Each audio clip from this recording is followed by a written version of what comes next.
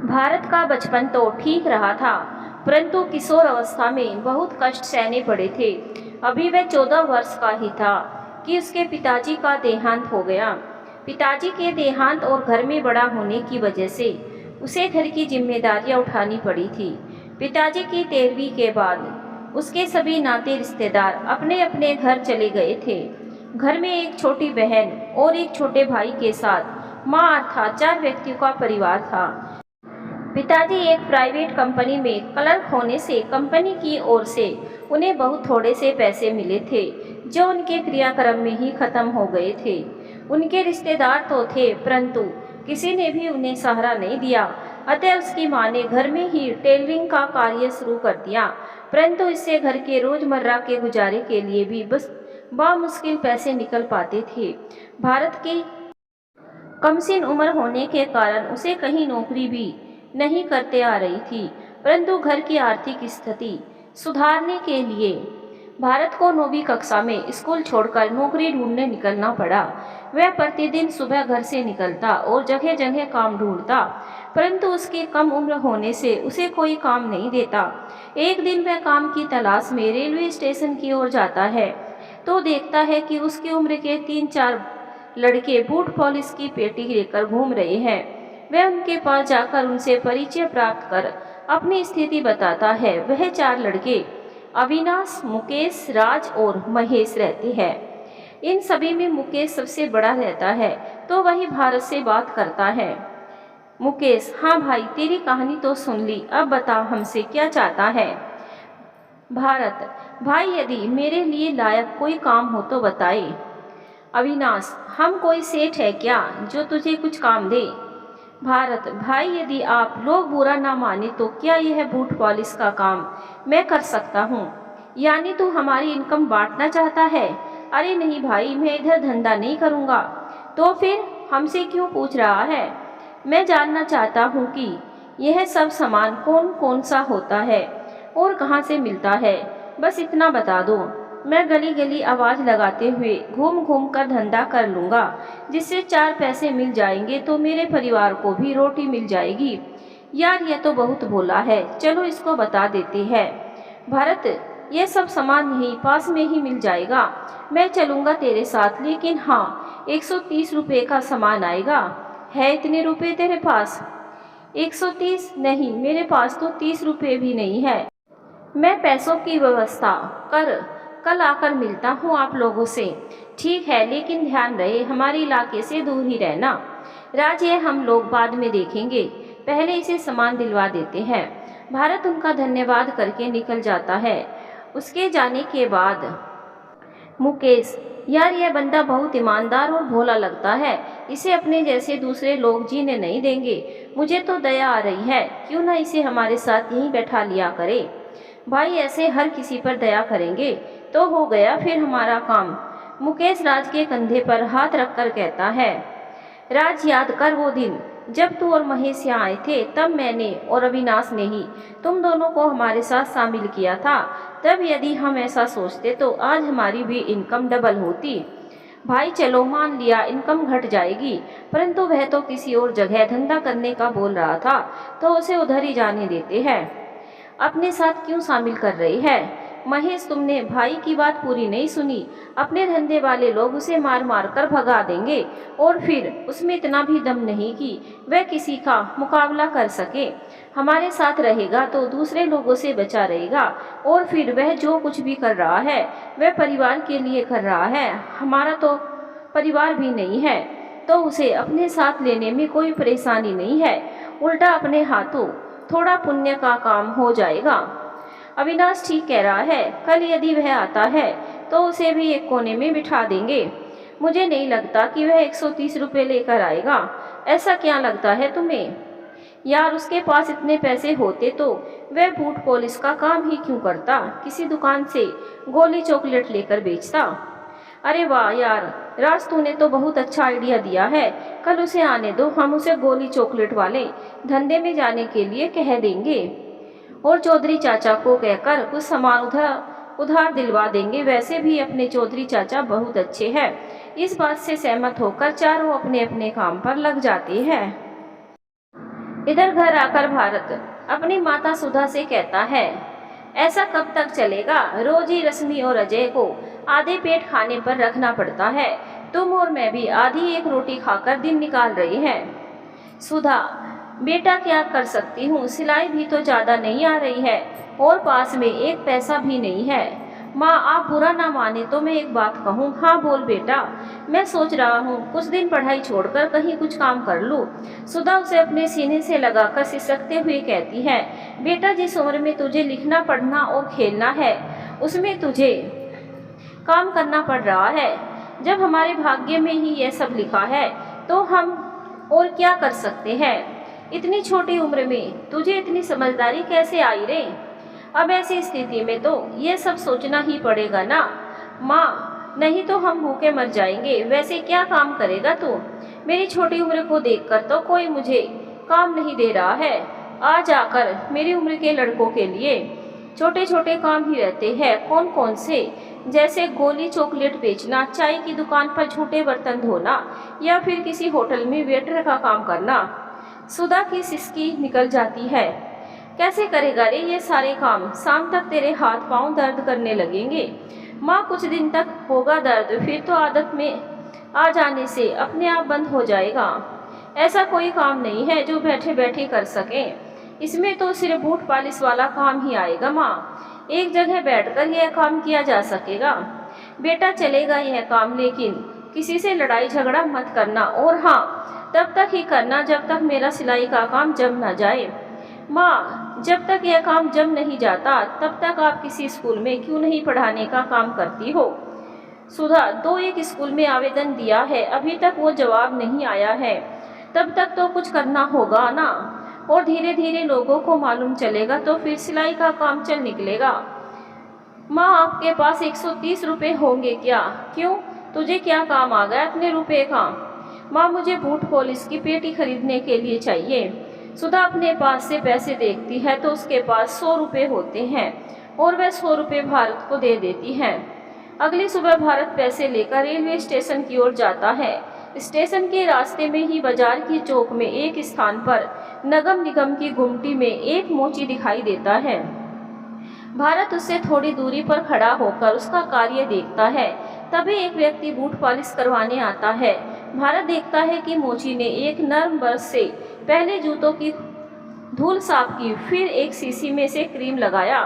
थोड़ी देर बाद वह पॉलिश की डिब्बियां खोलकर उंगली से जूतों पर पॉलिश लगाता है, फिर एक अन्य ब्रश से पॉलिश को फैलाकर दूसरे ब्रश से चमकाता है। ग्राहक उसे 5 रुपये का सिक्का देकर चले जाता है। तब भारत उस मोची के पास जाकर बात करता है। राम राम चाचा जी। राम राम बेटा, कहो क्या काम करवाना है? मेरी ऐसी हैसियत कहाँ कि आपसे कोई काम करवा सकूं। मैंने आपको बूट पॉलिश करते देखा। यह काम तो बहुत सरल लगा, परंतु मेहनत बहुत करनी पड़ती होगी ना? हाँ, अब तो बेटा आदत सी हो गई है तो मिनटों में काम हो जाता है। क्या मैं यह काम कर सकता हूँ? मोची उसे ऊपर से नीचे देखकर, लगते तो भले घर के हो, फिर यह काम क्यों करना चाहते हो? कहीं घर से भागकर तो नहीं आए? नहीं चाचा जी, भागकर नहीं आया, परंतु परिस्थितिवश कुछ तो काम करना है, इसीलिए सोचा यही काम कर लूं। ऐसे क्या मजबूरी आ गई? भारत उसे अपने बारे में बताता है। मोची, बेटा यदि ऐसा है तो तुम एक काम करो, मैं तुमको थोड़ा सा सामान देता हूँ। तुम उधर के कोने में बैठकर आने जाने वाले लोगों के बूट पॉलिश करो। जितने भी बूट पॉलिश करोगे उसमें से 1 रुपया मेरा और 4 रुपये तुम्हारे। और हाँ, यहाँ 4 लड़के भी हैं, मुकेश, अविनाश, राज और महेश। उनके चक्कर में मत पड़ना, उन्हें पुलिस 3-4 बार पकड़कर ले जा चुकी है। उनके गैंग में शामिल मत हो जाना। वह तो कल ही मुझे मिले थे, परंतु बोलचाल में तो भले लगे। बेटा ये दुनिया ऐसी ही है, जैसे दिखाई देती है वैसी नहीं होती। फिर मोची उसको थोड़ा सामान देकर उसे एक जगह बैठा देता है। भारत अभी बैठा ही था कि उसके पास 2 लोग आकर अपने जूते पॉलिश करवाते हैं। भारत उनके जूते आईने के समान चमका देता है। वे खुश होकर 20 रुपये का नोट देकर चलने लगते हैं तो भारत उनको बोलता है, साहब मेरे पास छुट्टे नहीं है, आप 10 का नोट दीजिए। एक व्यक्ति, बेटा खुले तो हमारे पास भी नहीं है, आप रुकिए, मैं अब सामने से चाचा जी से पैसे लेकर आता हूँ। व्यक्ति, रख लो बेटा, ये तुम्हारी बरकत का पैसा है, और चले जाते हैं। शाम तक उसके पास 150 रुपये जमा हो जाती है। वह चाचा जी को पूरे पैसे देकर सुबह का वाक्य सुनाता है। मोची चाचा उसको 122 रुपये, जिसमें सुबह वाला 20 का नोट भी रहता है, देकर कहता है, बेटा यह 20 का नोट बहुत भाग्यशाली है, इसे भगवान के सामने रखना और कभी खर्च मत करना। भारत इतने रुपए देखकर आश्चर्य में पड़ जाता है। मोची चाचा उसके भाव पढ़ लेता है और उसे हिसाब समझाता है। तुम्हारे पास 150 रुपये है, अर्थात तुमने 30 जोड़ी बूट पॉलिश किए। भारत हामिद सर हिलाता है। अब तुम्हारे पहले एक ग्राहक ने तुम्हें 10 रुपये अधिक दिए थे। भारत फिर सिर हिलाता है। यानी कुल 28 जोड़ी जूते पॉलिश हुए। हाँ, तो 1 रुपये के हिसाब से मेरे पास 28 रुपये आएंगे। तो फिर 150 में से 28 गए तो 122 रुपये बचे, हाँ या ना? चाचा जी आप बिल्कुल सही हो, तुम्हारे हाथ में तो बहुत बरकत है, कल फिर आ जाना। ठीक है, कहकर चले जाता है। घर आकर भारत माँ के हाथ में उसके दिए 100 रुपये के साथ आज की कमाई के 122 रुपये रखकर दिन कैसे गुजरा बताता है। साथ ही 20 रुपये के नोट को बरकत का नोट कहकर भगवान के सामने रखने के लिए कहता है। सुधा हाथ मुंह धोकर उस नोट को कांच के एक छोटे मर्तबान में रख भगवान के सामने रखकर दीपक जलाकर हाथ जोड़ती है। भारत भी हाथ जोड़ प्रार्थना करता है। अत्यधिक थकान के कारण भारत शीघ्र ही सो जाता है। सुबह नाश्ता कर एक थैले में कुछ रोटी और प्याज चटनी रखकर काम पर जाता है। चाचा उसे आज फिर सामान देता है। शाम तक भारत के पास कुल 160 रुपये जमा हो जाते हैं। चाचा अपने हिस्से के 32 रुपये रखकर 128 रुपये भारत को देता है। इसी तरह एक महीना गुजर जाता है। भारत के पास 4000 रुपये आ जाते हैं, जो उसके परिवार के उपयोग में लाकर 2000 रुपये की बचत हो जाती है। एक दिन शाम को सुधा भारत को कहती है, बेटा मुझे पास की विवेकानंद स्कूल में टीचर की नौकरी मिल गई है, हर माह 3500 रुपये मिलेंगे।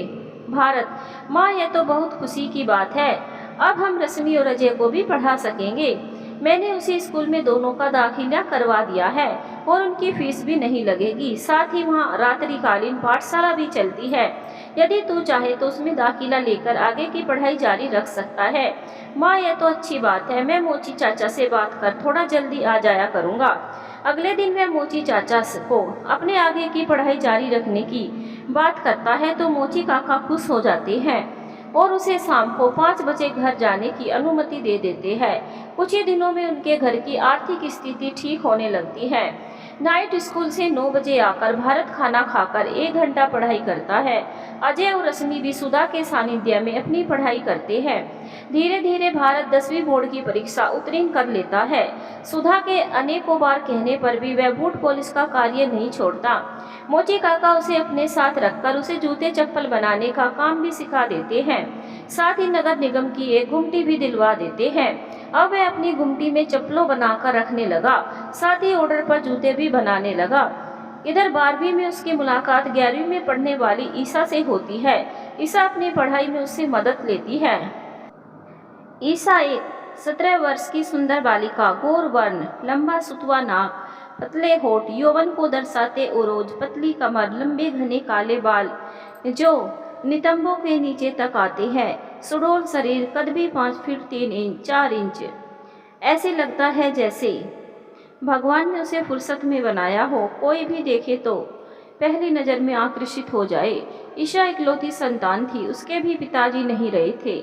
माँ अशिक्षित होने से लोगों के घरों में खाना बनाने का कार्य करती थी। ईशा भी दोपहर में कुछ बच्चों की होम ट्यूशन करती थी, जिससे उनकी आर्थिक स्थिति ठीक ठाक थी। क्योंकि उसे पढ़ने का शौक था, अतः वह रात्रिकालीन कक्षाओं के सारे आगे की पढ़ाई जारी रखे हुए थी। एक दिन स्कूल में वह ठोकर खाकर गिरने को होती है तो भारत उसे पकड़ लेता है और गिरने से बचा लेता है। ईशा उसे धन्यवाद देती है। मेरा नाम भारत है, आपका नाम? ईशा घबराकर उसकी ओर देखती है और शर्मा कर भाग जाती है। ईशा अपनी सहेलियों के माध्यम से जान जाती है कि भारत एक भोला भाला और बुद्धिमान युवक है, और जब उसे मालूम चलता है कि उसकी क्लास के अनेक विद्यार्थियों अपने डाउट भारत से पूछकर क्लियर करते हैं तो एक दिन वह भी भारत से मिलती है। भारत सर, उस दिन के लिए मैं माफ़ी चाहती हूँ। आप कौन हैं और माफ़ी किस बात की मांग रही हैं? कुछ दिन पहले मैं ठोकर खाकर गिरने वाली थी और आपने मुझे सहारा दिया था। साथ ही आपने मेरा नाम भी पूछा था। याद आया? बाय द वे, मेरा नाम ईशा है। ओहो, याद आया, परंतु आपका चेहरा भूल गया था। कोई बात नहीं, दरअसल मुझे एक दो विषय में कुछ डाउट्स हैं। क्या आप मेरी मदद करेंगे? अवश्य, पूछिए, क्या पूछना है? केमिस्ट्री में कोवैलेंट बाइंड्स का कंसेप्ट क्लियर नहीं हो पा रहा है। संसार के हर पदार्थ का कोई ना कोई केमिकल फार्मूला होता है और प्रत्येक पदार्थ के अणु में इलेक्ट्रॉनिक कॉन्फ़िगरेशन होता है। सर, समझ में नहीं आ रहा है। यह तो तुम जानती हो कि पदार्थ का सबसे छोटा भाग अणु होता है। हाँ, अब अणु को विभाजित नहीं किया जा सकता है तो कोई पदार्थ ठोस, द्रव या गैस रूप में किस आधार पर रहता है? यह तो पता है कि पदार्थ का सबसे छोटा भाग अणु होता है, परंतु ठोस, द्रव या गैस किस आधार पर रहते वह नहीं मालूम। तो इस अणु के अंदर प्रोटॉन, न्यूट्रॉन्स और इलेक्ट्रॉन होते हैं, करेक्ट? हाँ। तब जब इन अणुओं में आपस में गहरी पकड़ रहती है तो यह ठोस रूप में रहती है और कितना भी जोर लगा लो यह टूट नहीं सकती। द्रवों में इनकी पकड़ थोड़ी कमजोर होती है तो जरा से आघात से टूट जाती है और गैसीय पदार्थों में तो इनकी पकड़ या तो होती ही नहीं है, यदि होती भी है तो बहुत हल्की होती है। तब यह सारा जरा से आघात से टूटकर बिखर जाते हैं। आप तो बिल्कुल साधारण शब्दों में सरलता से समझा रहे हो। अब सब कुछ समझ में आ रहा है भारत। और अब यह समझो कि इनकी जो पकड़ होती है वह अणुओं की रचना पर निर्भर करती है और प्रत्येक अणु में प्रोटॉन्स, न्यूट्रॉन्स और इलेक्ट्रॉन होते हैं। तब 2n² की संरचना अनुसार किसी अणु के बाहरी कक्ष में जितने कम अणु होते हैं उसके साथ दूसरे पदार्थ के अणु बाहरी कक्ष से मिलाप कर अपनी बाहरी कक्ष में 8 इलेक्ट्रॉन कर लेते हैं, जो मजबूत बॉन्ड कहलाता है। जैसे पानी का केमिकल सूत्र H2O है, अर्थात हाइड्रोजन के 2 और ऑक्सीजन का एक अणु मिलाकर अपने बाहरी कक्ष के 8 इलेक्ट्रॉन की पूर्ति करते हैं। हाइड्रोजन के बाहरी कक्ष में एक ही इलेक्ट्रॉन है और ऑक्सीजन के बाहरी कक्ष में 6 इलेक्ट्रॉन है। जब हाइड्रोजन के 2 अणु और ऑक्सीजन का एक अणु मिल जाते हैं तो बाहरी कक्ष पूरा हो जाता है। इस मिलाप को ही कोवैलेंट बॉन्ड कहते हैं। अरे वाह सर, आपने तो बहुत ही सरल शब्दों में समझा दिया। धन्यवाद। धन्यवाद की कोई बात नहीं, आपको पढ़ाने के साथ मेरा भी रिवीजन हो गया। अच्छा, फिर कभी कोई डाउट हो तो मिल लेना। ईशा उसे हाँ बोलकर चली जाती है। भारत भी अपने घर चले आता है। ईशा को भारत का स्वभाव अच्छा लगा था। उसके बातचीत का तरीका और प्रेम से समझाने के भाव से ईशा के मन में भारत के प्रति एक श्रद्धा निर्माण हो जाती है और वह येन केन प्रकार से भारत का सानिध्य पाने के लिए अवसर खोजती रहती है। एक दिन उसे यह अवसर मिल जाता है। उस दिन उनकी स्कूल में किसी कारणवश अचानक छुट्टी कर दी जाती है। अचानक छुट्टी होने का कारण जानने को सभी विद्यार्थी उत्सुक थे, परंतु उनके बताने के लिए वहां कोई भी शिक्षक या अन्य स्टाफ उपस्थित नहीं था। भारत कुछ देर तक खड़े खड़े सोचता रहा। फिर वह स्कूल के आसपास के दुकान वालों से पूछताछ करने लगा, परंतु वहां से उसे निराशा ही लगी। इतने में उसे रात को गश्त करने वाला चौकीदार आते हुए दिखाई दिया। उसे रोककर भारत ने स्कूल की छुट्टी का कारण जानना चाहा। तब उसने बताया कि स्कूल में पढ़ाने वाली सरोज मैडम का एक्सीडेंट हो गया है और पूरा स्टाफ अस्पताल में गया हुआ है, इसीलिए पूरे स्कूल की छुट्टी कर दी गई है। भारत पुनः स्कूल में आकर एक ऊंची जगह पर खड़े होकर सबको अपनी ओर आकर्षित करता है। जब सभी विद्यार्थी आ जाते हैं तब वह कहता है, साथियों, आज शाम हमारी सरोज मैडम का एक्सीडेंट हो गया। हो जाने से सारा स्टाफ उधर ही गया है, इसीलिए स्कूल की छुट्टी रखी गई है। वह कौन से अस्पताल में है उसकी जानकारी नहीं मिल पाई है, अतः सभी विद्यार्थी अपने अपने घरों पर चले जाए और यदि किसी को पढ़ाई करनी हो तो वहाँ या बरामदे में बैठकर कर सकता है। इतना कहकर भारत नीचे उतरकर बरामदे के एक कोने में जाकर बैठ जाता है तो कुछ लड़के लड़कियां भी उसके पास आकर बैठ जाते हैं। भारत अपनी कॉफी के मैथ्स के सवाल हल करने लग जाता है।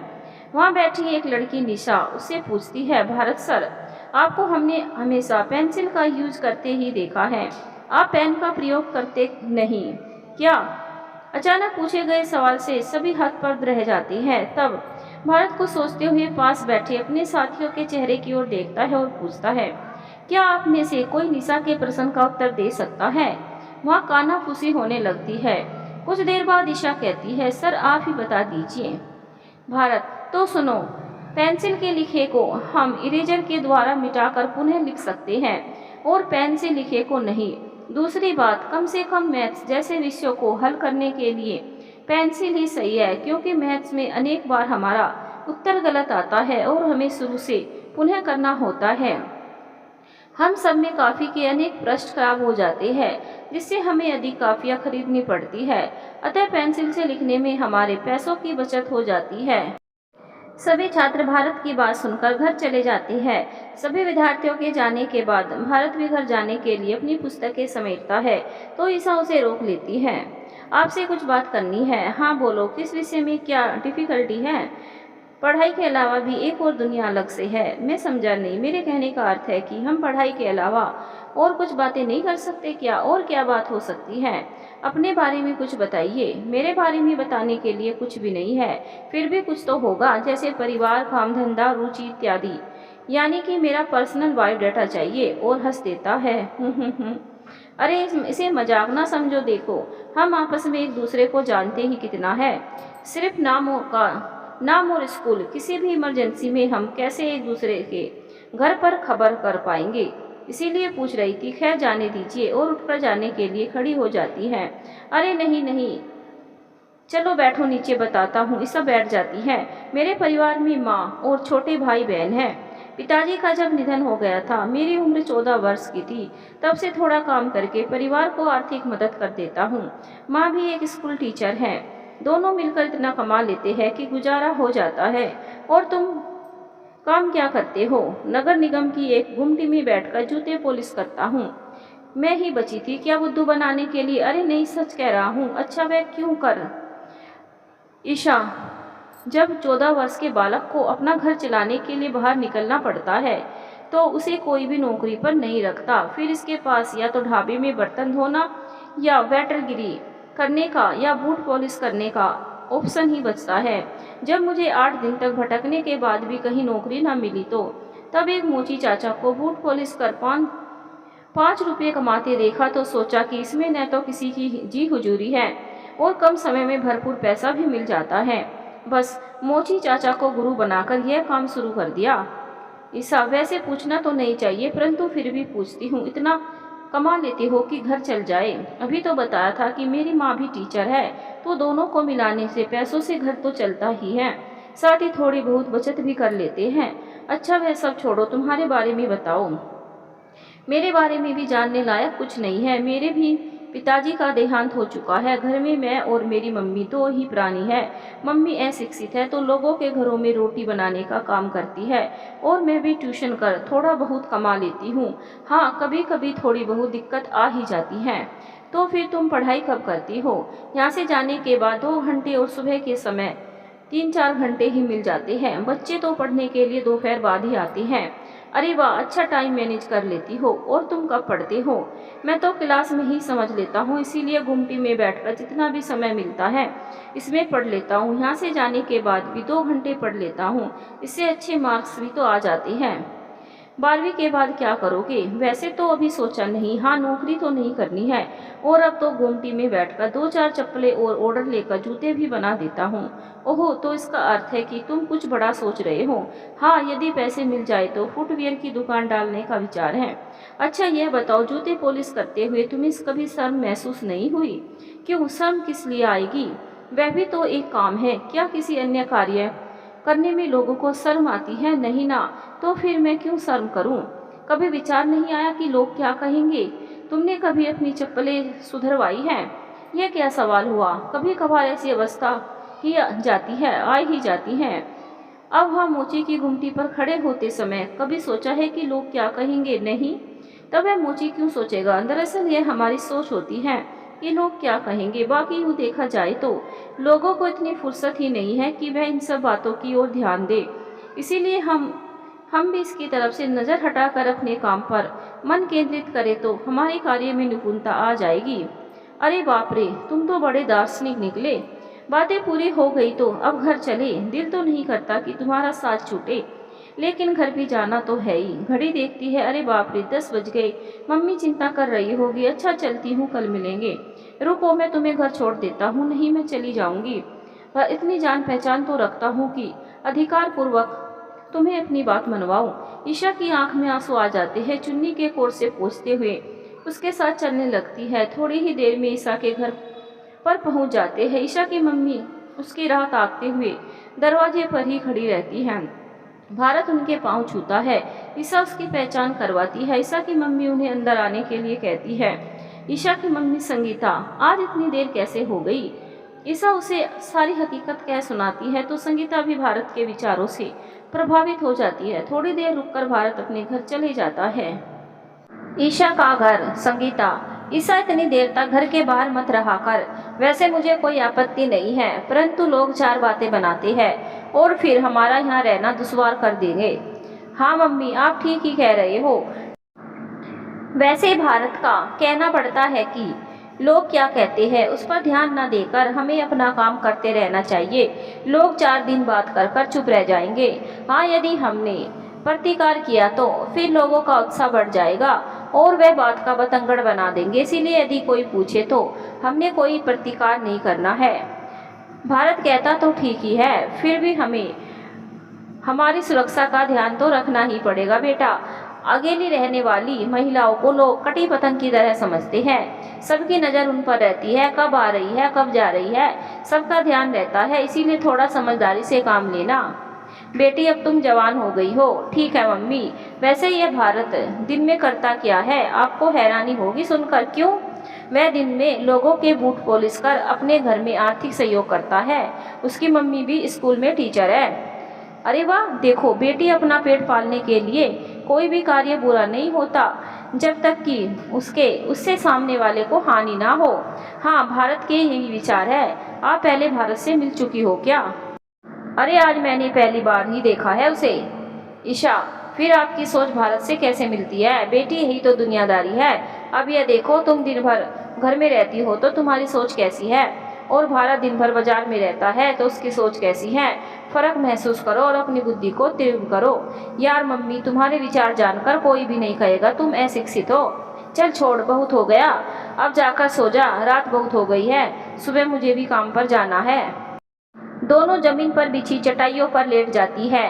संगीता तो सो जाती है, परंतु ईशा को नींद नहीं आती और वह सोचती रहती है कि भगवान ने तो बुद्धि सभी को दी है, परंतु कोई बुद्धिमान बन जाता है तो कोई बुद्धू रह जाता है। यही सब सोचते हुए उसे नींद आ जाती है। उसे सपना पड़ता है। वह देखती है कि एक लोहार चाकू बनाकर उन पर एक जैसी धार बनाता है।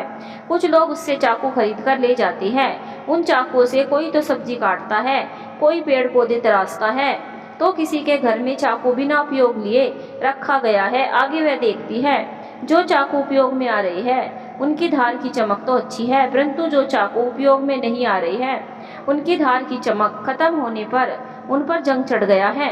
तब उसकी समझ में आता है कि यदि किसी वस्तु को उपयोग में लिया जाए तो वह चमकती रहती है, अन्यथा उपयोग न करने की स्थिति में कुंद पड़ जाती है। ऐसे ही बुद्धि और विचारों का भी है। इधर भारत भी देर से घर पहुंचता है तो सुधा उससे कारण पूछती है तो भारत उसको पूरी घटना बताता है। सुधा, यह तो अच्छा किया कि तूने ईशा को उसके घर पर छोड़ दिया, वरना आजकल लोगों का कोई भरोसा नहीं। अकेली लड़की को देखकर न जाने क्या क्या कर बैठते हैं। अच्छा यह बता, ईशा कैसी है? पढ़ाई में अच्छी है? और माँ, उसे समझ नहीं आता तो वह अन्य विद्यार्थियों की तरह मुझसे समझ लेती हैं। तो क्या सारे बच्चे तेरे से ही पूछते हैं, अपने शिक्षकों से नहीं? ऐसा नहीं है, शिक्षक के समझाने पर मेरे समझाने में अंतर होता है।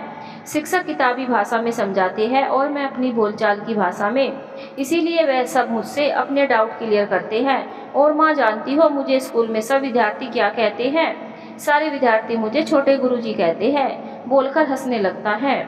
मुझे गर्व है, मेरा बेटा इतना प्रसिद्ध है। भारत, परंतु माँ, मैंने ईशा के अलावा किसी को यह नहीं बताया कि मैं बूट पालिश करता हूँ, वरना लोग मुझे हे दृष्टि से देखेंगे। ऐसा निगेटिव नहीं सोचते। और फिर सच कब तक छुपा रहेगा? कभी न कभी तो सामने आएगा ही।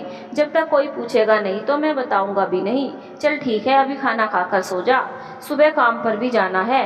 भारत खाना खाकर पढ़ने बैठता है, परंतु पढ़ाई में मन नहीं लगता तो किताबें समेट कर सो जाता है। अगले दिन भारत की गुमटी के सामने एक कार आकर रुकती है। उसमें से एक अमीर आदमी उतरकर उसकी गुमटी पर आकर अपने जूते पॉलिश करने के लिए देता है। भारत जूतों को देखकर कहता है, साहब जूते तो पहले से ही चमक रहे हैं, फिर से क्यों पॉलिश करवा रहे हो? व्यक्ति, जिसका नाम जगमोहन है, भाई मैंने जूते कल ही पॉलिश करवाए थे और मैं अपने जूते रोज ही पॉलिश करवाता हूँ, इसीलिए तुम पॉलिश कर दो। भारत, मैं तो कर दूंगा साहब, परंतु एक बात बताएंगे? पूछो। साहब हम जूतों को पॉलिश क्यों करवाते हैं? अरे भाई, टिप टॉप रहने के लिए, और किस लिए? नहीं साहब, एक ही कारण नहीं है। अच्छा तो बताओ क्या कारण है? पॉलिश वाले जूतों से कीट पतंगे दूर रहते हैं, जिससे हम बीमारियों से बचे रहते हैं। साथ ही जूतों का चमड़ा भी नरम रहने से हमारे पाँव सुरक्षित रहते हैं और जूतों की उम्र भी बढ़ जाती है। वाह भाई वाह, तुम तो काफ़ी समझदार और बुद्धिमान दिखते हो। क्या नाम है तुम्हारा? आपकी तारीफ के लिए धन्यवाद, मेरा नाम भारत है। क्या करते हो? Boot polish. मेरा मतलब पढ़ते लिखते भी हो? जी हाँ सर, नाइट स्कूल में 12वीं कर रहा हूँ। अरे वाह, ये तो अच्छी बात है, इसका मतलब महत्वाकांक्षी भी हो। यह तो आपका बड़प्पन है सर, वरना हम जैसे छोटे मोटे काम करने वालों पर किसी की नज़र नहीं जाती। अरे यह सब दुनिया की सोच है, उसे कोई नहीं बदल सकता। व्यक्ति को जीविका चलाने के लिए परिस्थितिवश अनेक काम करने पड़ते हैं। लीजिए सर, बूट पॉलिश हो गई है। जगमोहन जूते देखकर खुश हो जाता है। अरे वाह, तुम्हारे हाथों में तो जादू है, कहकर उसे 20 का नोट देता है और चलने लगता है। भारत पीछे से आवाज देकर उन्हें 15 रुपये वापस करता है। क्या सिर्फ 5 रुपये? हाँ सर, इस बाजार का यही रेट है। ठीक है, बाकी रुपए तुम रख लो। सर 2 मिनट रुकिए, मेरी बात सुनिए। कहो। आप जैसे अमीर लोग जो हर वस्तु को पैसों से तोलते हैं, उनके कारण हम गरीब लोग महंगाई के कारण गरीब ही रह जाते हैं। हर वस्तु को उचित दाम दिया जाए तो महंगाई बढ़ेगी नहीं। जगमोहन समझ गया कि लड़का बहुत ही बुद्धिमान है। आदमी इंटरेस्टिंग लग रहे हो। यह बताओ कि अधिक रुपए देने से महंगाई कैसे बढ़ेगी?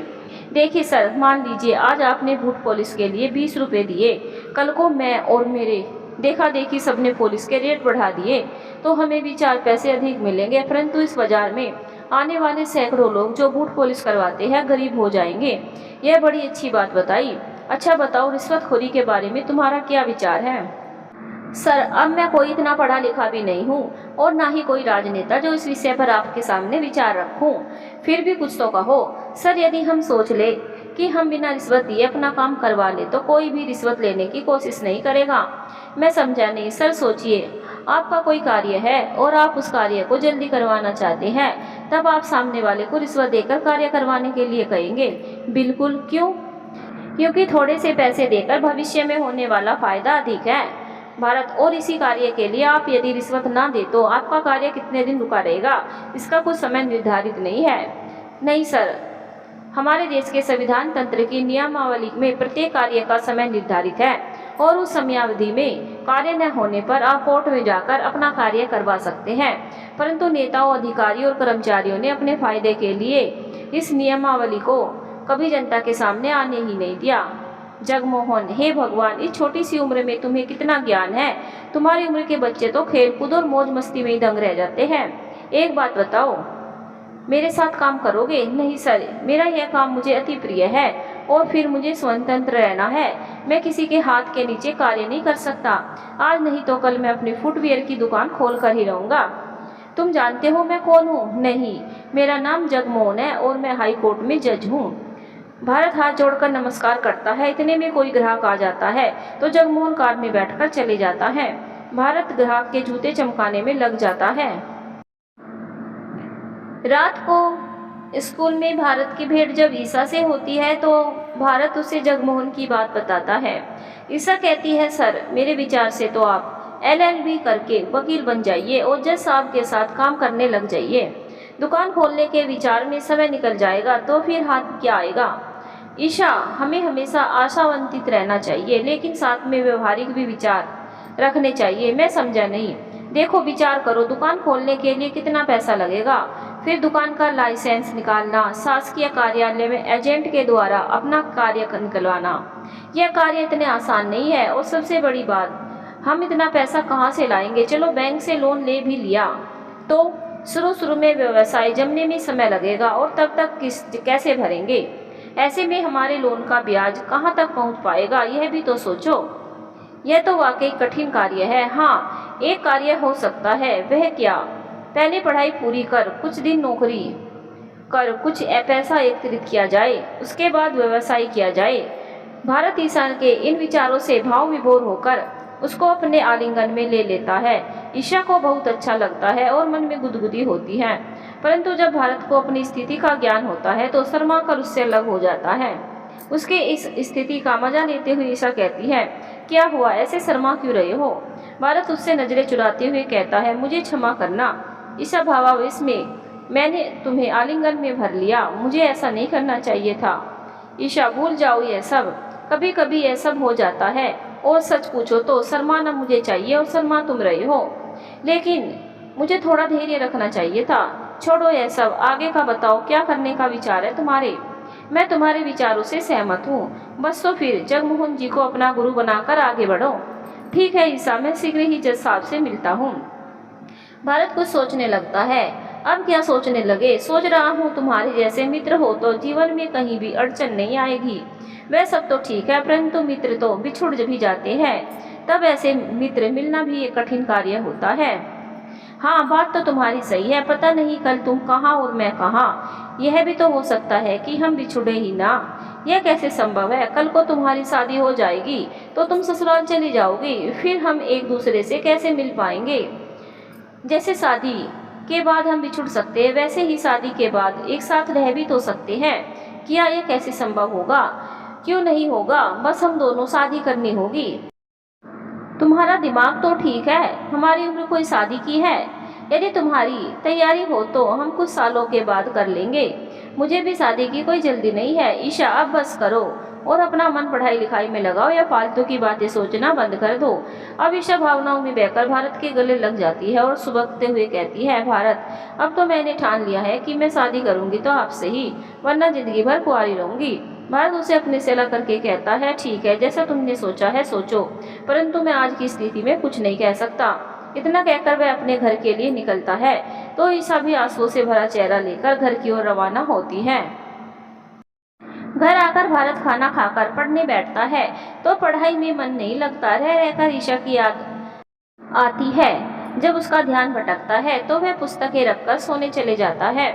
उसे नींद भी नहीं आती और मन ईशा की ओर आकर्षित होने लगता है। इसी बीच विचार में वह कब नींद के आगोश में जाता है उसे समझ ही नहीं आता। सुबह जब वह जल्दी नहीं उठता तो सुधा उसे उठाने लगती है, परंतु उसकी आंखें नहीं खुलती। सुधा हाथ से उसके शरीर को छूती है तो उसे वह तप्त महसूस होता है, तो वह अजय को डॉक्टर को बुलाने भेजती है। डॉक्टर के आने तक सुधा उसके सर पर ठंडे पानी की पट्टियां रखकर उसका बुखार कम करने की कोशिश करती है। डॉक्टर आकर परीक्षण कर कहता है, इन्हें कुछ मानसिक परेशानी हो गई है, मैं बुखार की गोलियां लिख दे रहा हूँ, दोपहर तक बुखार उतर जाएगा, 2 दिन तक इन्हें आराम करने दीजिए। डॉक्टर के जाने के बाद अजय गोलियां लेकर आ जाता है। सुधा गोलियों को पीसकर पानी में घोलकर भारत को चम्मच से पिलाती है। 2 घंटे बाद उसे दलिया देकर सोने को कहती है। उधर ईशा भी जब रोते हुए घर में पहुंचती है तो संगीता उससे कारण पूछती है। स्कूल में जो कुछ घटता है वह माँ को बता देती है। माँ जब भारत का पता पूछती है तो ईशा नहीं बता पाती, बस इतना ही बता देती है कि वह बाजार चौक में किसी गुमटी में बूट पालिश करता है। संगीता बाजार के चौक में जाती है तो 2 में से एक गुमटी बंद रहती है, तो वह खुली गुमटी पर जाती है जहाँ रघु चाचा बैठे रहते हैं। संगीता, दादा नमस्कार, कहिए क्या बताऊं? चप्पल या सैंडल? नहीं, मैं तो यह जानना चाहती थी कि क्या आप भारत को जानते हो? हाँ, लेकिन आप कौन? वह एक नाइट स्कूल में पढ़ता है, उसी स्कूल में मेरी बेटी भी पढ़ती है। कल रात मेरी बेटी और उसमें कुछ गलतफहमी हो गई थी, उसे दूर करना है, परंतु वह कहाँ मिलेगा? आज सुबह से तो वह आया नहीं। क्या उसके घर का पता मिल सकेगा? वैसे तो मैं कभी उसके घर गया नहीं, परंतु एक बार उसने बताया था कि वह जवाहर मार्ग के 4थी या 5वीं गली में रहता है। धन्यवाद दादा, मैं उसके घर जाकर उसकी गलतफहमी दूर कर दूंगी। और हाँ, यदि वह आए तो उसे हमारे घर भेज देना, उसे हमारे घर का पता मालूम है। संगीता उसे नमस्कार कर चली जाती है। संगीता भारत के घर का पता पूछते हुए उसके घर पहुंच जाती है। दरवाजा खटखटाती है। रश्मि आकर दरवाजा खोलती है। यह भारत का घर है क्या? हाँ, परंतु आप कौन? मैं संगीता, ईशा की मम्मी। कौन ईशा? वह सब बताऊंगी। आपकी मम्मी है? मम्मी अंदर है। वहीं से आवाज देकर मम्मी को बुलाती है। आवाज सुनकर सुधा बाहर जाती है। संगीता को देखकर खुश होकर उसके गले लग जाती है। सुधा तू यहाँ रहती है? हाँ। वह सब छोड़ पहले अंदर आ। संगीता अंदर आकर एक कुर्सी पर बैठती है। सुधा और संगीता दोनों एक ही गांव की रहने वाली होती हैं, अतः एक दूसरे को अच्छी तरह से पहचानती थी। लेकिन यह बता, तुझे मेरा पता कहाँ से मिला? वह रघु दादा से। हाँ, उन्हीं की मेहरबानी से आज भारत को रोजगार मिला हुआ है, वह सब जानती हूँ। कैसे? ईसा ने बताया था। यह ईसा कौन है? मेरी बेटी है, भारत के साथ नाइट स्कूल में पढ़ती है। हाँ, भारत ने उसके साथ पढ़ने वाली ईशा के बारे में बताया तो था, परंतु यह नहीं पता था कि वह तेरी बेटी है। कल रात ईसा और भारत में कुछ गलतफहमी हो गई थी, अतः वह रोती हुई घर आई थी, इसीलिए मैं यहाँ गलतफहमी दूर करने आई थी। तभी कहूँ, भारत का कल रात से बुखार क्यों चढ़ा है? क्या? हाँ, रात आया तो था, कुछ थका हुआ सा लग रहा था। सुबह उसका शरीर तप रहा था, दवाइयाँ दी, अब तक बुखार उतर गया होगा। जरूर दोनों का जबरदस्त झगड़ा हुआ होगा। तुम्हें पता है क्या हुआ था? संगीता, ईशा ने भारत से इतना ही कहा कि अच्छी मित्रता चाहिए तो दोनों मित्र को आपस में शादी कर लेनी चाहिए। मैं समझी नहीं। फिर संगीता ने उसे सारा वाकया कह सुनाती है। तभी भारत रात भर इसी विचारों में होगा और उसे मानसिक तनाव आया होगा तो बुखार आ गया होगा। हाँ, यह भी हो सकता है। संगीता, किसी दिन ईशा को मेरे घर लेकर आ जाना। जरूर, और यदि पसंद आ जाए तो मुझे समधन बना लेना। दोनों हंसने लगती हैं। भारत को भी जाग आ जाती है तो वह भी उठकर बाहर आ जाता है और संगीता को देखकर चौंक जाता है। आंटी, आप और यहाँ? हाँ, और तुम्हारी करतूत बताने तुम्हारी मम्मी से मिलने आई थी। मेरी करतूत? मैंने तो कुछ नहीं किया। फिर यह बताओ कि तुम्हें बुखार क्यों आ गया? वह तो मुझे नहीं मालूम, शायद अधिक थकावट की वजह से आया होगा। गलत, तुमने थकावट नहीं परंतु ईशा की बातों पर विचार करते हुए बुखार आया है। अरे, आपने कैसे जान लिया? अभी तो मेरी मम्मी को भी मालूम नहीं, लेकिन संगीता ने मुझे सब बता दिया है। बेटा, यह ठीक है कि अभी तुम्हारी उम्र शादी के बारे में सोचने की नहीं है, और जो तुमने ईशा से कहा वह सब ठीक ही कहा है। ईशा भी उस बात को समझ गई है, परंतु कभी ना कभी तो शादी करनी ही है। तो फिर अभी यह हाल क्यों हुआ? पता नहीं क्यों हुआ, हालांकि अब मैं भी अपने आप को हल्का महसूस कर रहा हूँ। ठीक है बेटा, अभी तुम जाकर आराम करो, आगे की बात आगे सोचेंगे। भारत उठकर अंदर चले आ जाता है। संगीता, तूने भारत को कैसे पहचान लिया? शायद तुझे मालूम नहीं, एक रात जब ईशा को देर हो गई थी तो भारत उसे छोड़ने घर तक आया था, तब जान पहचान हुई। हाँ, यह बात तो भारत ने बताई थी, परंतु यह नहीं बताया था कि उसकी पहचान तेरे से भी हुई थी। अच्छा चल, अब मैं चलती हूँ। और हाँ, जब भी भारत की शादी का सोचे तो पहले ईशा के बारे में भी विचार कर लेना। यह विचार तो तेरे पर भी लागू होता है। और दोनों ठाका लगाकर हंस देती हैं। थोड़ी देर तक दोनों सखियां बचपन की यादें ताजा करती है। फिर संगीता अपने काम पर चली जाती है। सुधा भारत के पास आकर बैठ जाती है। भारत, तू तो इतना समझदार है, फिर इस बात को लेकर इतना विचार मत कर। हाँ माँ, फिर इस बात को भूल जा। और दूसरी बात, ईशा ने तुझे यहाँ यह कहाँ कहा कि अभी ही उससे शादी कर? उसने तो यह भी कह दिया था कि हम 2-4 साल रुककर शादी कर लेंगे। फिर इतना विचार क्यों? माँ, रात को पढ़ाई करने बैठा तो ईशा की बातें याद आने लगी, फिर सोने लगा तो नींद भी नहीं आई, और कब नींद लगी और कब बुखार आया पता ही नहीं चला। लेकिन अब मन एकदम शांत है। यह हुई ना बात। चल, चाय पिएगा तू? हाँ माँ, साथ में तुम्हारे हाथ के पराठे भी। सुधा उठकर चाय पराठे बनाने निकल गई और भारत सोचने लगा, हाँ, सच ही तो कह रही है। शादी की बात सुनकर अभी से क्यों हलकान हुआ हो जाए? अब होनी होगी तब होगी। अभी तो हमें अपने भविष्य के बारे में सोचना चाहिए। पहले कुछ बना जाए, फिर शादी की जाए, उसके बाद मैं ईशा से बात कर लूँगा। थोड़ी देर में भारत चाय के साथ पराठे खाकर लेट जाता है तो उसको अच्छी नींद आ जाती है। इधर अपने काम निपटाकर संगीता घर पहुंचती है तो ईशा स्कूल जाने की तैयारी कर रही होती है। ईशा, मैं आज भारत के घर गई थी, उसे सुबह से बुखार आया हुआ है। मम्मी, आपको भारत सर का पता कहाँ से मिला और उसे बुखार कैसे आ गया? संगीता ईशा का हाथ पकड़कर उसे चारपाई पर बैठाती है और कहती है, अरे वो मैं बाजार चौक में गई थी तो वहाँ रघु दादा से भारत का पता मिल गया। फिर उसके घर गई तो एक मज़ेदार घटना हो गई। ओहो मम्मी, घटना वटना बाद में बताना, पहले यह बताओ कि भारत की तबीयत अब कैसी है? तू भी ना बहुत उतावली हो रही है। अरे अब वह ठीक है, पहले पूरी बात सुन। चल बता, और लंबा चौड़ा भाषण मत सुनाने बैठ जाना, मुझे स्कूल के लिए देर हो रही है। संगीता का चेहरा उतर जाता है। कहाँ तो वह सुधा से मिलने पर खुश थी और कहाँ ईशा की बातों से उसकी खुशी पर पानी फेर दिया। फिर वह बोली, ईशा, भारत को बुखार तेरी बातों को सोच कर आया था, परंतु अब वह ठीक है। डॉक्टर ने 2 दिन आराम करने की सलाह दी है और उसकी मम्मी सुधा मेरी सहेली है। क्या सुधा आंटी तुम्हारी सहेली है? हाँ, और मैंने ही उन्हें बताया कि भारत को बुखार क्यों आया। तुम्हें कैसे पता कि भारत को बुखार क्यों आया? वह तो उसके घर जाकर मालूम चला कि उसे बुखार आया है। कल जब तूने तेरे और भारत के बीच जो हुआ था वह बताया था ना, उसी से अंदाजा लगाया कि भारत की यह दशा हुई है। ईसा संगीता के गले लगकर तुम बिना पढ़े कैसे इतनी बुद्धिमान हो? चल चल, अब तुझे स्कूल के लिए देरी नहीं हो रही है। अरे यार मम्मी, अब भारत नहीं आएगा तो स्कूल में क्या मजा आएगा? अरे बेटा, जब भारत तुमसे पूछेगा कि कल स्कूल में क्या पढ़ाया तो क्या जवाब दोगी? तुम दोनों में से एक का जाना तो जरूरी हो जाता है, और अब भारत 2-3 दिन तक नहीं आएगा तो पढ़ाई का कितना नुकसान होगा। यार मम्मी, तुम्हें तो भारत रत्न से सम्मानित किया जाना चाहिए। बस कर और अब स्कूल जा। ईशा अपनी पुस्तकें उठाकर स्कूल आ जाती हैं। अन्य स्टूडेंट्स जब भारत को स्कूल में नहीं देखते तो हर किसी को आश्चर्य होता है। हर कोई एक दूसरे से पूछता है, परंतु किसी के पास इसका उत्तर नहीं था। जब निशा ने ईशा से पूछा तो ईशा ने बताया कि भारत ने क्या कहा था, किसी भी वस्तु के बारे में गहराई से विश्लेषण करके अंतिम निर्णय पर पहुंचो। सौरभ, हम आज क्लास अटेंड न करते हुए क्या छोटे गुरुजी के घर जाकर पता करें?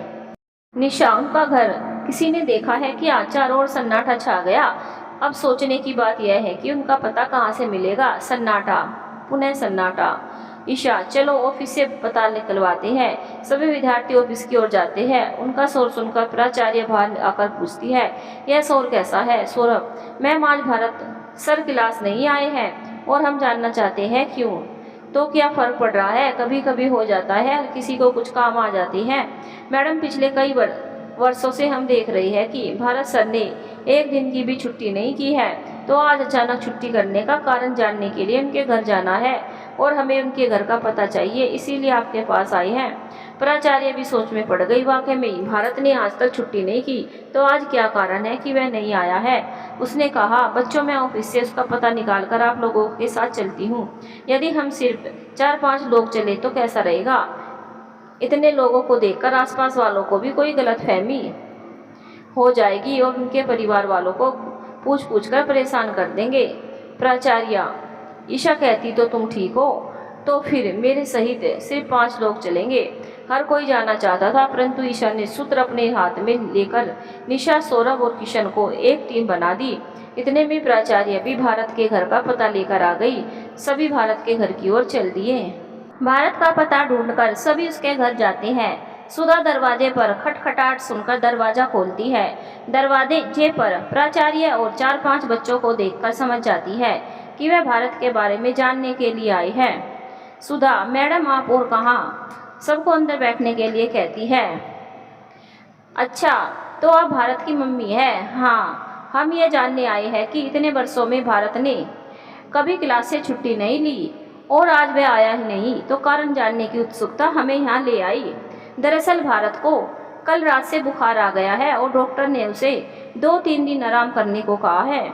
रश्मि को आवाज़ लगाकर सबके लिए चाय बनाने को कहती है, तो ईशा मना कर देती है। प्राचार्य भी ईशा का साथ देती है। नहीं मैडम, आप पहली बार घर आई है, बिना चाय के नहीं जाने दूंगी। प्राचार्य, हाँ, यह तो हमारी संस्कृति है। अतिथि देवो भव, और हंसने लगती है। संध्या सभी बच्चों को देखती रहती है और ईशा को देखकर कहती है, तुम ईशा हो ना? ईशा आश्चर्य से देखती है और हाँ में गर्दन हिलाने के साथ कहती है, आंटी आपने कैसे पहचाना? भारत तुम्हारी बहुत तारीफ करता है और फिर आज दोपहर को तुम्हारी मम्मी भी आई थी। तुम दोनों तो एक जैसी ही दिखती हो ना। अब कैसी तबीयत है भारत की? बुखार तो उतर गया है, कमजोरी बनी हुई है। सुधा बीच बीच में ईशा को देखती रहती है। प्राचार्य, डॉक्टर का क्या कहना पड़ता है, बुखार क्यों आया? सुधा, वायरल फीवर है। इतने में भारत भी वहाँ खांसते हुए आ जाता है। सब सहपाठियों को देखकर खुश हो जाता है और हाय हेलो करता है। वे चारों उठकर भारत के आसपास खड़े हो जाते हैं। ईशा भारत को एक कुर्सी पर बैठाती हैं। चारों उससे एक एक करके सवाल करते रहते हैं। भारत सबके जवाब देता है। प्राचार्य उन चारों को उससे बात न करने की आज्ञा देते हुए कहती है, अरे उसकी तबीयत ठीक नहीं है और तुम उससे बात कर रही हो। उसे आराम की आवश्यकता है, अतः सब लोग चुप हो जाओ। चारों विद्यार्थी चुपचाप बैठ जाते हैं। ईशा की दृष्टि भारत के चेहरे पर जमी रहती है। भारत उससे नजरें चुराकर सौरभ और किशन की ओर देखता रहता है। ईशा कोहनी से ईशा को टोती है तो ईशा अपनी दृष्टि दूसरी ओर फेर लेती है। लेकिन एक बात समझ में नहीं आई कि भारत तो कभी बीमार नहीं पड़ा, तो फिर उसे वायरल फीवर कैसे हो गया। सुधा, अब डॉक्टर तो यही कह रहे हैं और वायरल फीवर तो कभी भी हो सकता है। रही बात भारत की, तो हो सकता है कहीं किसी वायरल फीवर वाले के संपर्क में आ गया हो। हाँ, यह भी सही है। आजकल भीड़ भी इतनी रहती है कि कब कौन टकरा जाए कह नहीं सकते। सुधा, और भारत का तो काम ही ऐसा है कि वह हजारों तरह के लोग आते जाते रहते हैं। क्या काम करता है? ईशा जो उनकी बात सुन रही थी बीच में ही बोली, मैडम अब चले हम। सभी लोग हमारी राह देख रहे होंगे और समय भी हो चला है। प्राचार्य घड़ी देखती है और सुधा से अनुमति मांगती है। सुधा भी हाथ जोड़कर नमस्ते करती है। प्राचार्य और भारत के चारों मित्र वापस स्कूल आ जाते हैं। प्राचार्य सबको भारत की तबीयत के बारे में बताती है। सभी बच्चे अपनी अपनी क्लास में चले जाते हैं। प्राचार्य ईशा को रुकने को बोलती है तो निशा भी रुक जाती है। प्राचार्य निशा को भी जाने के लिए कहती है। निशा के जाने के बाद, ईशा तुम तो भारत को अच्छे से जानती हो ना? अच्छे से तो नहीं जानती मैडम, परंतु किसी चैप्टर में डिफिकल्टी होने पर वह समझा देता है, बस इतना ही जानती हूँ। फिर भारत की मम्मी ने तुम्हें देखते ही कैसे पहचान लिया? मैडम, आंटी जी ने बताया तो था कि वह मेरे मम्मी की फ्रेंड है। सच पूछो तो मैं उन्हें आज ही पहली बार मिली हूँ। क्या कभी भारत ने तुम्हें बताया नहीं कि वह क्या काम करता है? नहीं मैडम, ऐसी कोई बात नहीं है, हमारे बीच में नहीं होती। अच्छा कोई बात नहीं, जाओ अपनी क्लास में। 3-4 दिन भारत घर में ही आराम करता है। इसी बीच रघु चाचा भी भारत के घर आकर उसकी तबीयत पूछता है। सब ठीक पाकर वह भी प्रसन्नता दर्शाता है। सुधा जब उसके सामने चाय नाश्ते की प्लेट रखती है तो रघु की आंखों में आंसू आ जाते हैं। तब सुधा, रघु भैया आपकी आंखों में पानी। बहन, हमारे काम की वजह से सब हमें हल्का समझते हैं और कभी मान सम्मान नहीं दर्शाते। आज आपने इतना मान सम्मान दिया तो खुशी से आंखें पनीली हो गई। भैया यही कारण नहीं है, अन्य भी कोई कारण है। मैंने भी थोड़ा बहुत दुनिया देखी है। इन आंसुओं के पीछे कोई ऐसा रहस्य है जो आप दिल में छुपा रखे हैं। मैं सच बोल रही हूँ ना? हाँ बहन, आप सच कह रही है। कहते हैं अपना दुख बांटने से मन हल्का हो जाता है। आपको यदि सही लग रहा हो तो बता सकते हैं, आपका मन भी हल्का हो जाएगा। क्या बताऊँ बहन, देखा जाए तो बात बहुत छोटी है। कहने को तो छोटी है परंतु उसका मर्म बहुत जटिल है।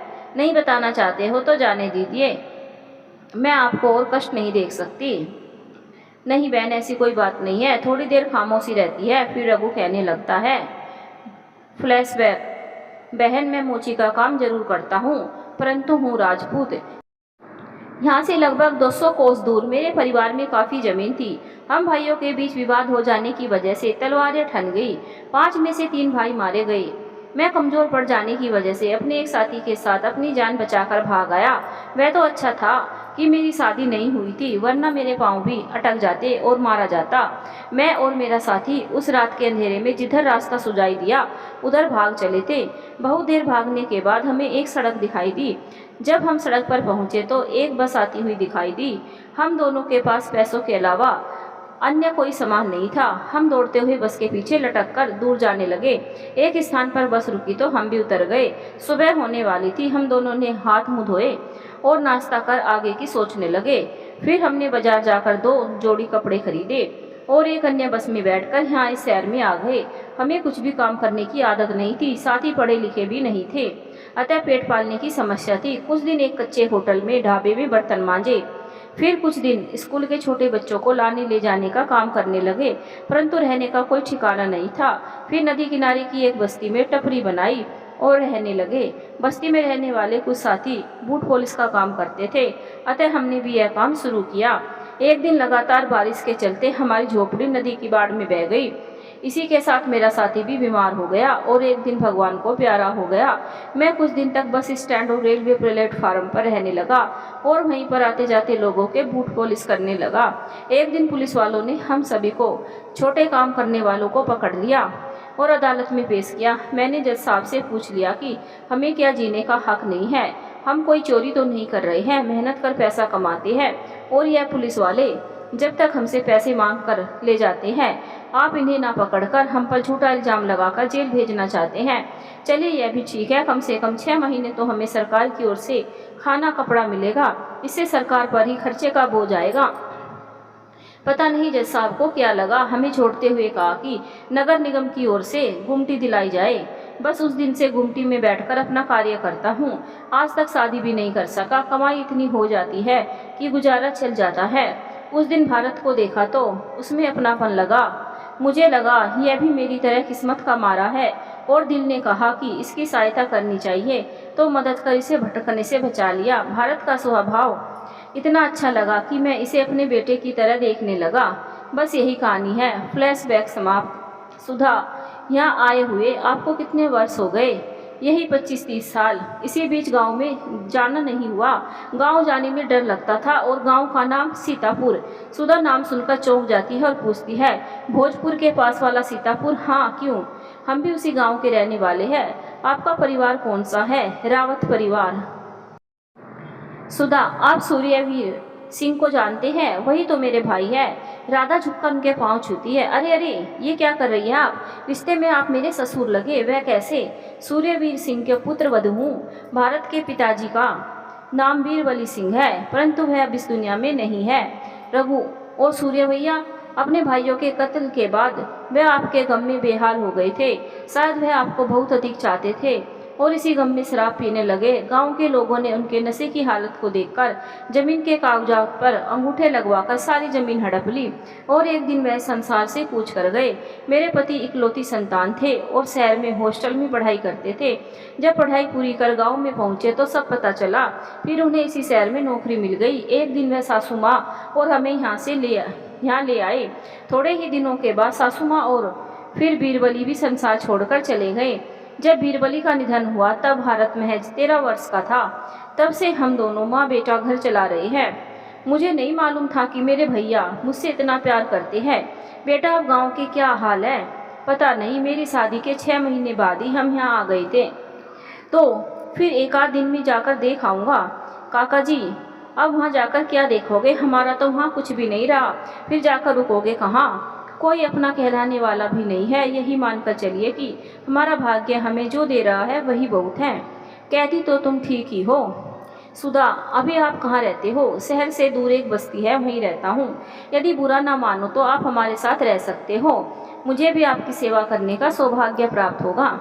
रघु, नहीं बेटी, अब यह नहीं हो सकता, क्योंकि मुझे अकेले रहने की आदत है।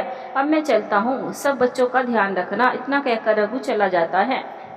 4-5 दिन में भारत ठीक हो जाता है और अपनी गुमटी में काम पर आता है।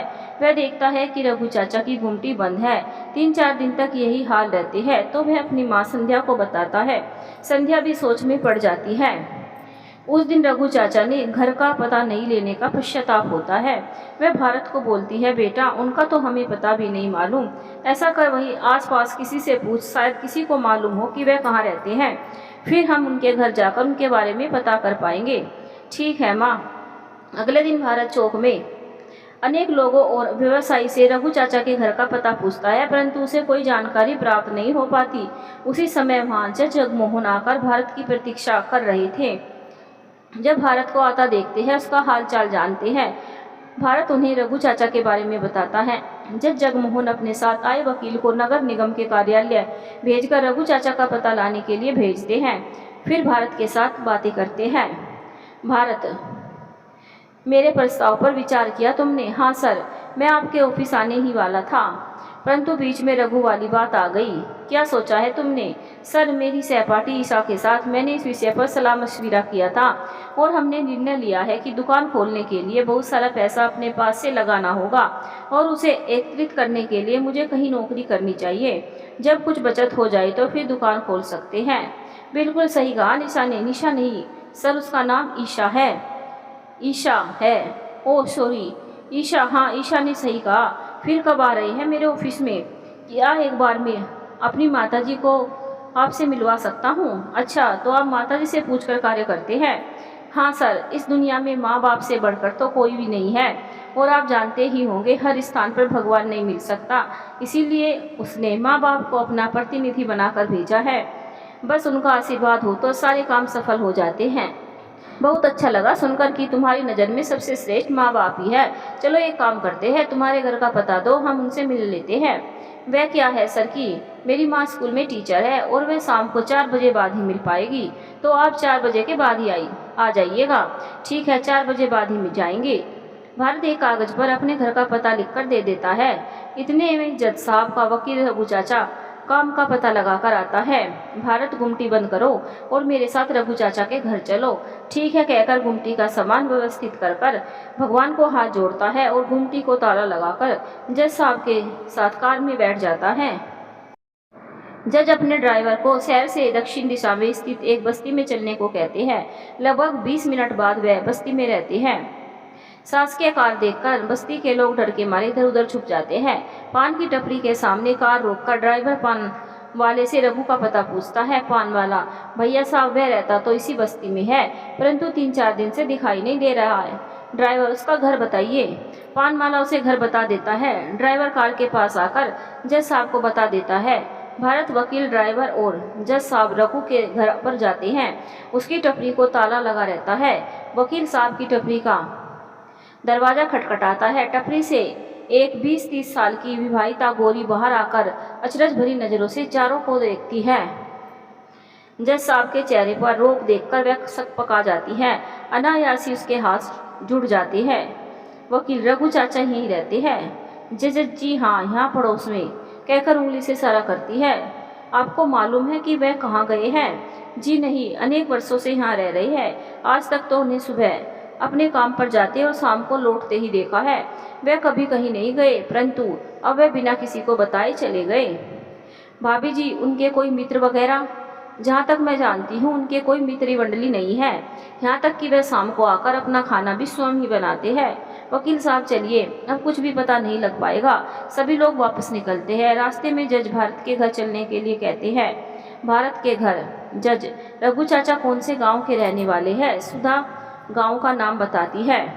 आपको और भारत को हमारे साथ गांव चलना होगा। मुझे लगता है रघु चाचा वहीं गए होंगे, परंतु वह तो यहाँ से 300-350 किलोमीटर दूर है। आने जाने में कम से कम 3-4 दिन लग जाएंगे। यहाँ मेरे बच्चे अकेले रह जाएंगे। नहीं, उनकी भी व्यवस्था हो जाएगी और फिर रास्ते में मुझे आपसे कुछ बात भी करनी है। सुधा तैयार हो जाती है और अगले दिन सुबह निकलने का तय करते हैं। रात में स्कूल में भारत ईशा को अपने गांव जाने की बात बताता है। सुनकर ईशा उदास हो जाती है। ईशा, सच पूछो तो आपको देखे बिना चैन नहीं आता, फिर 3-4 दिन कैसे निकलेंगे? भारत, ईशा 3-4 दिन की ही तो बात है, देखते देखते निकल जाएंगे। ईशा शून्य में निहारते हुए, काश मैं भी आपके साथ आ पाती। भारत उसके सामने चुटकी बजाकर, ओ मैडम, सपने से बाहर आइए, पूरी जिंदगी पड़ी है साथ निभाने को, कभी तो रोमांटिक हो जाया करो। यार, यह सब मुझसे नहीं हो पाता। हाउ बोरिंग, इसकी कोई औषधि नहीं है। तुमसे यही अपेक्षा है, तो फिर मिलेंगे 3-4 दिनों के बाद। ईशा भारी मन से, ठीक है। सुबह 8 बजे जगमोहन अपने साथ 2 कार लेकर आती है। एक कार में जज, वकील, भारत और सुधा तथा दूसरी कार में अजय, रश्मि और 2 सहयोगी बैठ गए। अजय और रश्मि वाली कार सहयोगियों के साथ जज के बंगले के आउट हाउस में जाकर रुकती है। रश्मि और अजय को वहां रुकने के लिए कहा जाता है। दूसरी कार तिरुगति से सीतापुर की ओर दौड़ती है। लगभग 150 किलोमीटर जाकर एक अच्छे रेस्टोरेंट में कार रुकती है। वहां भोजन करते हुए जज जगमोहन बातचीत शुरू करते हैं।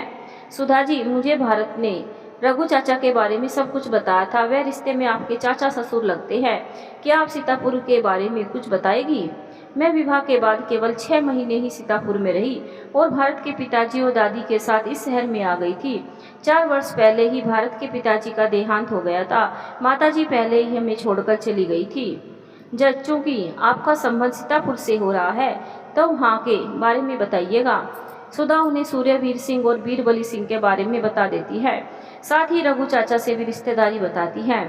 जज कुछ सोचकर, सूर्यवीर सिंह के पूरे परिवार के बारे में और कुछ जानती हो? नहीं, जितना रघु चाचा ने बताया था बस उतना ही जानती हूँ। कोई बात नहीं, अब सीतापुर चली रही है तो वहीं जाकर मालूम चलेगा। भोजन के बाद शाम 3 बजे कार सीतापुर के पुलिस स्टेशन पर जाकर रुकती है। ड्राइवर जाकर एसएचओ को जज के बारे में बताता है। एसएचओ इंस्पेक्टर मोहन भदौरिया दौड़कर बाहर आकर जज साहब को सैल्यूट मारकर उनकी अवगानी करते हैं। वकील, इंस्पेक्टर साहब, जज साहब और उनके साथ आए लोगों के लिए आप गेस्ट हाउस खुलवाकर उनकी रहने की व्यवस्था करवा सकते हैं। क्यों नहीं सर, फिर जज साहब से निवेदन करते हैं, सर आप मेरे ऑफिस में बैठिए, तब तक मैं व्यवस्था करवाता हूँ। सभी लोग कार से उतरकर एसएचओ के ऑफिस में आकर बैठते हैं। इंस्पेक्टर भदौरिया ने एक एएसआई को डाक बंगले की व्यवस्था करवाने के लिए भेजता है और कांस्टेबल को चाय नाश्ता लाने के लिए बोलता है। इंस्पेक्टर भदौरिया, सर आज इधर का दौरा निकला और हमें कोई सूचना नहीं है। जज अपना परिचय पत्र दिखाकर कहता है, दरअसल ये हमारा ऑफिशियल टूर न होकर भी एक ऑफिशियल कार्य से यहाँ आना हुआ है। वैसे हम शायद 1-2 दिन ही रुकेंगे। भदौरिया, यस सर, आपको एक बात ध्यान रखनी होगी कि हम यहाँ एक गुप्त मिशन पर आए हैं, परंतु लोगों को सिर्फ यह मालूम है कि हम यहाँ छुट्टियाँ बिताने आए हैं। भदौरिया, जैसा आप चाहे। वैसे रात के खाने में आप क्या लेना पसंद करेंगे? सुधा कुछ बोलने ही जाती है तो वकील कहता है, सर आप जैसी चाहे वैसी व्यवस्था कर देवे। फिर भी वेज या नॉन वेज कुछ भी चलेगा? नहीं नहीं, वेज भी चलेगा। भदौरिया, मैडम आज हमारा आतिथ्य स्वीकार करें और फिर सुतापुर का कड़कनाथ बहुत प्रसिद्ध है, एक बार हमारे कुक के हाथ से बना खा कर देखिए। इंस्पेक्टर साहब आप बेवजह कष्ट उठा रही हैं। जज सुधा को रोकते हुए, सुधा जी ने मेहमान नवाजी करने दीजिए, इतने में नाश्ता आ जाता है, सभी नाश्ता का तरोताज़ा हो जाते हैं।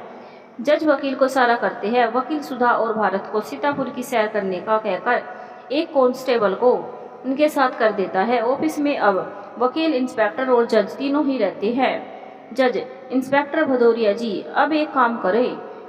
वो क्या सर? रात का खाना हमारे साथ ही खाइएगा और वहीं पर आगे की बात करेंगे, जैसा आप कहें। और फिर भदौरिया विचार करने लगता है कि ऐसा क्या सीक्रेट काम आ गया है जो जज साहब को यहाँ आना पड़ा। 1 घंटे बाद सभी लोग गेस्ट हाउस आ जाते हैं। फ्रेश होकर सुधा, भारत, जज और वकील चारों सीतापुर में सूर्यवीर की सिंह की हवेली की ओर जाते हैं। सुधा को अपना पहला दिन याद आता है जब वह दुल्हन बन हवेली में आई थी, परंतु अब हवेली सुनसान और निर्जन पड़ी थी। हवेली के आसपास झाड़ झंकड़ खड़े हो गए थे। 20 वर्ष पूर्व का सीतापुर भी अब गांव से एक तहसील में बदलकर कस्बे की शक्ल में आ गया था। नई नई और सीमेंट से बनी इमारतें बन गई थी। डामर की सड़कों पर स्ट्रीट लाइट लगी हुई थी। बाजार में दुकानों में आधुनिकता लिए हुए थी। अधिकतर दुकानें खेती बाड़ी से संबंधित वस्तुओं की थी। कुछ दुकानें नमकीन और मिठाइयों से तो कुछ आभूषणों की थी। 2-4 शैक्षणिक संस्थाएं और एक कॉलेज भी था। तहसील कार्य के साथ ही पुलिस स्टेशन, फायर ब्रिगेड, तहसील कोर्ट और शासकीय चिकित्सालय भी था। 2-4 होटल और मनोरंजन के लिए एक सिनेमा हॉल भी बन गया था। सबसे खास बात यानी यहाँ पर नवोदय विद्यालय भी बन गया था, जो कस्बे से बाहर एक पहाड़ी पर स्थित था। पुराने लोग, ग्रामीण और नई पीढ़ी के लोग आधुनिक भाषा धारण किए हुए हैं। जज जगमोहन ने दूसरे दिन तहसीलदार से मिलने का तय किया और सभी के साथ पूरे गांव का चक्कर लगाकर पुनः गेस्ट हाउस में आ गए थे। रात को 8 बजे के आसपास इंस्पेक्टर भदौरिया जज साहब के साथ था। भोजन में देर थी तो गेस्ट हाउस के ड्राइंग रूम में सभी बैठकर बातचीत करने लगे। भदौरिया जी, हमने पूरे सीतापुर का चक्कर लगाया, सब तो ठीक है, परंतु यहाँ की हवेली के आसपास बहु जंगल उगाया है, वहाँ कोई रहता नहीं है क्या? सर, जनश्रुति के अनुसार वह हवेली यहाँ के सबसे अमीर व्यक्ति जागीरदार सूर्यवीर सिंह रावत की है। उनकी मृत्यु के उपरांत उनका इकलौता पुत्र बीरबली सिंह नौकरी के लिए बाहर गया तो इधर का रुख कभी नहीं किया, इसीलिए इसकी देखरेख नहीं हो पाई और तब से लावारिस पड़ी है। तो क्या उनके रिश्तेदारों में और कोई नहीं था जो आकर इनकी देखभाल कर सके? सर, मैं तो अभी 2 वर्ष पहले ही यहाँ आया हूँ। स्टाफ से सुना है कि कुछ साल पहले रावत परिवार में संपत्ति को लेकर खूनी संघर्ष हो गया था और सिर्फ सूर्यवीर सिंह ही बच पाए थे। बाकी भाइयों को उनके परिवारजनों की मृत्यु हो गई थी। बाद में अपने परिवार के गम में वह शराब के वशीभूत हो गए थे। शराब की इतनी लत लग गई थी कि उन्होंने इसके लिए अपनी सारी जमीन बेच दी, सिर्फ कोठी ही रह गई थी। उनके बेटे ने भी इधर का कभी रुख नहीं किया, तब से वह वीरान और निर्जन पड़ी है। अच्छा, तो ये इतिहास है उसका। वास्तव में हम उसी के बारे में जानकारी लेने आए हैं। हमारे शहर मौजपुर में कुछ लोगों ने दावा लगाया है कि वे सूर्यवीर सिंह के वारिस है और उनकी जमीन को कुछ लोगों ने धोखे से हड़प कर उन्हें बेघर कर दिया है। भदौरिया, लेकिन सर इसके लिए क्या करना होगा?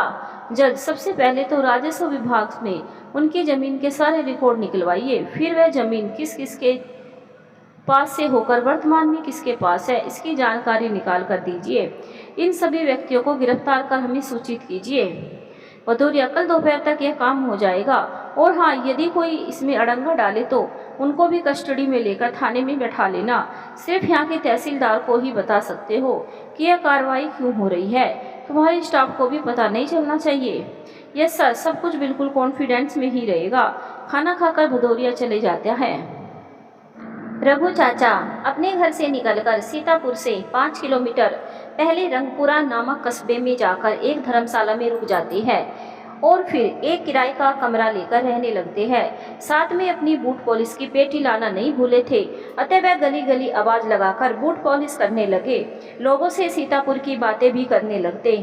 उस दिन वह सीतापुर में एक घर के सामने कुछ बूट पॉलिश कर रहे थे तो उन्हें भारत के साथ 2 व्यक्ति दिखाई देते हैं। तो वह काम तो काम, अपना सामान भी छोड़कर चले जाती है। जिसके जूते होते हैं वह आवाज ही देते रह जाता है।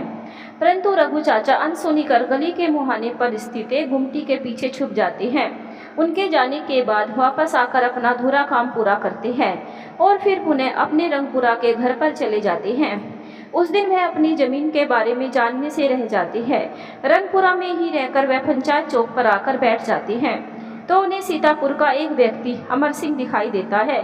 उसे आवाज देकर अपने पास बुलाते हैं। अमर सिंह के आने के बाद, अमर सिंह, क्या बात है रघु चाचा, आज काम पर नहीं गए? भैया, आज सीतापुर गया था, परंतु एक बड़े साहब को देखकर वापस आ गया। बड़े साहब? कौन बड़े साहब? अब मैं क्या जानूं। हाँ, उनके साथ एक वकील बाबू और एक 18-20 साल का लड़का भी था। अच्छा, वह तो जज साहब है जो छुट्टियां मनाने सीतापुर आए हैं। भैया, छुट्टियां मनाने कोई सीतापुर क्यों आएगा? यह तो वही जाने, परंतु तुम डर क्यों गए? अरे भाई, यह बड़े लोग हम जैसे फेरी वालों को पकड़कर पुलिस के हवाले कर देते हैं और हमारी 2-4 दिन की रोजी रोटी पर लात लग जाती है। हाँ भैया, इन बड़े लोगों का कुछ कह नहीं सकते, कब कहाँ क्या कर बैठे। परंतु जज साहब तो अपने परिवार के साथ आए हुए हैं और तो और एक 35-37 साल की महिला भी आई हुई है। सुना है वे डाक बंगले में रुके हैं। परंतु उनके साथ आए हुए उस लड़के को तो मैं जानता हूँ, वह उनके परिवार का नहीं है। रघु चाचा मन ही मन सोचते हैं कि सुधा और भारत उसकी तलाश में यहाँ तक आ गई है। वह अमर सिंह से पूछता है, इसका मतलब जज साहब के घर से ही कोई आया है? हाँ, और कल तो वह लोग हवेली की ओर भी गए थे। हवेली? हाँ, सीतापुर के जागीरदार सूर्यवीर संग्रावत की सूनी पड़ी हवेली। सूनी पड़ी क्यों? वहाँ कोई रहता नहीं है। भैया, बहुत लंबी कहानी है, फिर कभी सुनाऊंगा। अभी थोड़ा जल्दी में हूँ, काम निपटाकर पुनः सीतापुर भी जाना है। ठीक है भैया, मिलते रहना। अमर सिंह राम राम कहकर चले जाता है। अमर सिंह के जाने के बाद रघु चाचा पुनः सीतापुर जाता है। अब वह ठेठ गांव वाले जैसा भेष बनाता है। बेतरतीब बाल और दाढ़ी, सफ़ेद मेली धोती, उस पर मटमेला नीला कुर्ता, कंधे पर रंगीन गमछा, पाँव में मोजड़ी। साधारण व्यक्ति समझकर उसकी ओर किसी का ध्यान नहीं रहता, अतः वह बेधड़क गाँव में घूमते हुए गेस्ट हाउस की ओर निकल जाता है। मोटे तने के एक पेड़ के नीचे छुपकर बैठ जाता है। कुछ ही समय में उसे सुधा बाहर आती दिखाई देती है। वह उसे आवाज लगाता है, सुधा बेटी। सुधा अपना नाम सुनकर चौंक जाती है। वह इधर उधर देखती है तो उसे कुछ समझ नहीं आता, आवाज कहाँ से आई है। इसे वह अपना भ्रम मानकर वापस मुड़ती है तो पुनः उसके नाम की पुकार होती है। तो वह आवाज की दिशा में जाती है तो पेड़ के पीछे से उसे कोई दिखाई देता है। वह उस ओर चली जाती है। सुधा को वह चेहरा कुछ परिचित सा लगता है, परंतु बदले रूप में वह रघु चाचा को पहचानने की कोशिश करती है। बेटी, मैं रघु चाचा, तुम लोग यहाँ कैसे? सुधा उसे गेस्ट हाउस में ले जाती है और उसे चाय पानी करवाती है और सारा वाक्य सुनाती है। जज साहब अपने परिवार की इतनी सहायता क्यों कर रहे हैं? यह तो नहीं पता, हो सकता है मानवता के नाते पर कर रहे हो। नहीं, इतनी मानवता, और वह भी किसी उच्च शिक्षित व्यक्ति के अपेक्षित नहीं है। इसमें अवश्य ही जज साहब का कोई स्वार्थ है। वास्तव में तो हम आपको ढूंढने आए थे। विचार करो सुधा बेटी, मैं एक मामूली मोची, मुझे क्यों ढूंढने की आवश्यकता पड़ी? फिर यहाँ की हवेली के बारे में जानकारी क्यों निकाल रहे हैं? क्या तुम्हें नहीं लगता कि इसमें उनका भी कोई स्वार्थ छुपा है? सुधा, यह बात तो आपकी सही है, मैं उनसे बात करती हूँ। नहीं बेटी, अभी नहीं, समय आने पर सब सामने आ जाएगा।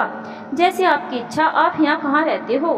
मैं पास के गांव रंगपुरा में ही किराए का मकान लेकर रह रहा हूँ। मुझे उन लोगों की तलाश है जिन्होंने हमारी जमीन हड़प ली है। एक बात कहूँ चाचा जी? हाँ कहो बेटी, यह सब काम हम करेंगे तो अधिक समय लग जाएगा, परंतु जज साहब के सहयोग से करें तो हम जल्दी सफल हो जाएंगे। रघु चाचा, यह भी ठीक बात है। तो चाचा जी, फिर तो आपको जज साहब के सामने आना होगा। इतने बड़े व्यक्ति के सामने आने में डर लगता है। डरना किस लिए, वह भी आम आदमी जैसे आदमी है। फिर भी आप अभी रुक जाइए, थोड़ी ही देर में वे लोग आते ही होंगे। इधर पुलिस थाने में कस्टडी में लिए सभी लोगों को समझ नहीं आता कि उन्हें थाना क्यों लाया गया है। कोई किसी को शराबी तो किसी को जुआरी कहता है, कोई दारू की भट्टी की बात करता है तो कोई छेड़छाड़ की बातें करता है। उनकी इस बहस से तंग आकर हेड कांस्टेबल उन्हें डांटकर चुप करवाता है। इंस्पेक्टर एक व्यक्ति को बुलाकर उससे सूर्यवीर सिंह की जमीन के बारे में पूछताछ करता है। सभी लोग अपने आप को निर्दोष कहते हैं। तब राजस्व विभाग के कागजात उनके सामने रख कहता है कि इनमें सारी जमीन के लिए दान ही लिखा गया है, किसी ने भी दाम चुकाकर जमीन नहीं खरीदी है, अतः यह धोखाधड़ी का केस बनता है। इसमें धारा 420 लगाकर उन्हें 7 वर्ष सश्रम कारावास और 10,000 रुपये प्रति बीघे से जुर्माना भी हो सकता है। इनमें जो 70 वर्षीय 4 लोग जो जमीन अपनी बताते हैं, डर कर कबूल कर लेते हैं कि उन्होंने धोखे से जमीन हड़प ली है। बाकी 9 लोगों ने बताया कि वह इस पुश्तैनी जमीन समझकर जोत रहे हैं। इंस्पेक्टर सभी से लिखित में बयान लेकर उनके हस्ताक्षर करवा लेते हैं। इधर डाक बंगले में सुधा जगमोहन की रघु चाचा से पहचान करवाती है। रघु चाचा, हमें खेद है कि हम आपको पूरी बात नहीं बता सकते, परंतु समय आने पर आपको सभी बातें मालूम चल जाएगी। साहब, वह तो ठीक है, लेकिन एक बात बताए, आज के समय में उच्च प्रतिष्ठित कोई व्यक्ति एक गरीब की क्यों मदद करेगा? जज, अरे भाई, बताया तो समय आने पर सब ज्ञात हो जाएगा। तो हम आशा करें कि हमें खोई हुई संपत्ति पुनः मिल जाएगी। हाँ, रख सकते हो। मैं ये सब मेरे लिए नहीं, अपितु सुधा और उसके बच्चों के लिए कर रहा हूँ। मेरे परिवार में आगे वंश चलाने के लिए यही लोग तो हैं। भारत, दादाजी एक बात बताइए, क्या हमें हमारे पूर्वजों से भी सभी का नाम याद है क्या? तुम्हारी बात सही है बेटे, तुम्हारे सामने अधिक से अधिक 5-6 पीढ़ी का नाम ही रहता है। मेरे परदादा सहित 4 और तुम्हारे तक 6 पीढ़ी के नाम ही याद रहते हैं। तो फिर हम क्यों यह खानदान चलाने वाली बात करते हैं? रघु बेटा, हमारी संस्कृति में 7 पीढ़ियों का ही उल्लेख होता है, जिसमें 150 वर्षों का समय माना जाता है। इसीलिए हम वंश चलाने की बात करते हैं। दूसरे इन्हीं 7 पीढ़ियों से पितृ ऋण की मुक्ति की बात की जाती है। आप तो पढ़े लिखे नहीं हो, फिर आपको यह सब कैसे ज्ञात है? बेटा, सब कुछ किताबें पढ़कर ही नहीं आता, कभी कभी सुनकर भी ज्ञान मिलता है। हम भी हमारे पूर्वजों से सुनते आ रहे हैं सब कुछ। हाँ, यह तो हमने भी पढ़ा है कि सनातन काल में श्रुति ज्ञान से ही विद्यार्जन किया जाता था। सुधा, भारत, अब इन बातों को रहने दो। जज जगमोहन, हाँ, जरा उस काम की बात कर ले जिसके लिए आए हैं। सब मौन हो जाते हैं। जज, मैं जरा भदौरिया जी से बात कराता हूँ। भदौरिया स्वयं ही वहाँ उपस्थित हो जाता है। कहिए इंस्पेक्टर साहब, क्या रिपोर्ट है? सर, सबने अपना गुनाह लिखित रूप में कबूल कर लिया है। सीतापुर के तहसीलदार और अधीक्षक भू अभिलेख के साथ ही अन्य लोगों की गवाही भी ले ली गई है, अतः कोई भी वकील इनकी ओर से केस नहीं जीत पाएगा। जज, वेरी गुड इंस्पेक्टर, कल ही FIR लिखकर तहसीलदार के सामने इनको पेश कर दो, देखते हैं क्या होता है। सर, यदि इन्होंने अपर कोर्ट में अपील कर दी तो आएगी तो मेरे ही कोर्ट में आगे देख लेंगे। रात को भोजन करने के बाद सभी आराम करने लगते हैं। रघु को रोकने के उपरांत भी वह नहीं रुकता और अपने कमरे पर चले जाता है। अगले दिन तहसील ऑफिस में तहसीलदार सेल के सामने सबको पेश किया जाता है। 13 लोगों की कस्टडी की बात पूरे गांव में आग की तरह फैल जाती है। लोग तरह तरह की बातें करते हैं, परंतु असली बात किसी को भी पता नहीं चल पाती। जब पुलिस प्रक्रिया पूरी हो जाती है तो गवाह बने कुछ लोग असली बात गांव में फैला देते हैं। लोगों को विश्वास नहीं हो पाता कि यह अमीर किसान ऐसी हरकत कर अमीर बन बैठे हैं। अगले दिन तहसील कचहरी में पूरा गांव उमड़ आता है। भीड़ के सामने आकर इंस्पेक्टर भदौरिया कहता है, गांव वालों, घबराने की कोई बात नहीं है। कहते हैं ना, भगवान के घर देर है अंधेर नहीं। इसी तरह इन 13 लोगों के साथ भी यही हुआ है। हवेली के सूर्यवीर संघ की जमीन उनके ही नौकरों ने धोखे से हड़प कर पिछले 30-35 वर्षों से अपना उल्लू साध रखा था। आज भगवान की बेजुबान लाठी पर उन पर पड़ी है। अतः आप लोग शांत रहकर कार्यवाही देखिए, और यदि आपने शोरगुल किया अथवा सरकारी काम में अड़ंगा लगाया तो मैं न केवल गिरफ्तार करूंगा अपितु लाठी चार्ज भी करवा सकता हूं। अतः आपसे पुनः निवेदन करता हूं कि शांति बनाए रखे। तहसील कोर्ट में सभी अपराधियों को पेश कर किया जाता है। तहसीलदार के सामने एक एक कर सभी के बयान एक बार फिर से लिए जाते हैं। सभी 13 लोग अपना गुनाह कबूल कर लेते हैं। तहसीलदार जमीन का कब्जा खाली करने को कहते हैं। सभी मान जाते हैं। पटवारी को भूमि नापने का कार्य करवाकर उसे राजस्व विभाग में सूर्यवीर सिंह के नाम किया जाता है। अंत में कोर्ट परिणाम की 3 कॉपी बनाकर जज जगमोहन को सौंप दी जाती है। जज के साथ सुधा और भारत वापस अपने शहर आ जाते हैं। 3 दिन बाद भारत स्कूल पहुंचा कर ईशा से मिलता है। ईशा उससे मिलकर खुश हो जाती है। ईशा, आप लोग कौन से गांव गए थे? सीतापुर। ऐसा क्या काम आ पड़ा था? वो अपने रघु चाचा है ना? हाँ, तो उनका क्या संबंध है यहाँ? दरअसल रघु चाचा हमारे चाचा नहीं, वह हमारे दादाजी के सगे छोटे भाई होने से हमारे भी दादाजी निकले। और जानती हो ईशा, हम सीतापुर के जागीरदार निकले। अरे वाह, लेकिन यह सब कैसे मालूम चला? भारत 4-5 दिन पहले जज साहब मेरी गुमटी पर आए थे। जब मैं गुमटी पर नहीं था तो मेरी प्रतीक्षा करते हुए खड़े थे। उनके पूछने पर बताया कि रघु चाचा 4 दिन से गुमटी पर नहीं आए हैं, तो उनका पता पूछ रहा था, परंतु किसी को भी नहीं मालूम था कि वह कहाँ रहते हैं। जज साहब ने नगर पालिका में वकील को भेजकर गुमटी नंबर से पता निकलवाया। उनके घर गए तो ताला लगा था। फिर जज साहब ने कहा कि हो ना हो वह सीतापुर ही गए होंगे, इसीलिए हम सीतापुर गए। वहाँ हमारी मुलाकात रघु दादाजी से हो गई। फिर वहाँ जज साहब ने रिकॉर्ड निकलवाकर हमारी जमीन और हवेली को खोज लिया, और अब सभी धोखेबाज लोगों पर कोर्ट पर केस चल कर रहे हैं। तुमने हवेली देखी? हवेली के आसपास तो जंगल उगाया है, तो सिर्फ बाहर से ही देखी। कितनी बड़ी होगी? अपनी स्कूल से दुगुनी से भी बड़ी है। ईशा की आंखें डबडबा जाती है और कहती है, भारत, इतनी संपत्ति मिलने के बाद आप मुझे भूल तो नहीं जाओगे? ऐसा क्यों बोल रही हो? अक्सर लोग धनवान होने पर अपनी गरीबी भूल जाते हैं। ईशा, मैं तुम्हें दिल से चाहता हूँ, तो भूलने का तो सवाल ही पैदा नहीं होता। परंतु मेरा पहला ध्येय अपनी पढ़ाई पूरी करना है, इसीलिए अभी मैं इन प्यार की बातों में पड़ना नहीं चाहता। देखिए, अभी हमारी पढ़ाई पूरी होने में बहुत समय है। और भारत उसकी बात को बीच में ही काट कर कहता है, बहुत समय नहीं, सिर्फ 5-6 वर्ष। उसके बाद हमारी पढ़ाई पूरी हो जाएगी, तब हम विवाह बंधन में बंध जाएंगे। 5-6 वर्ष का समय तुम्हारे लिए कंकड़ बराबर होगा, मेरे लिए तो वह किसी ऊंचे पहाड़ के बराबर है।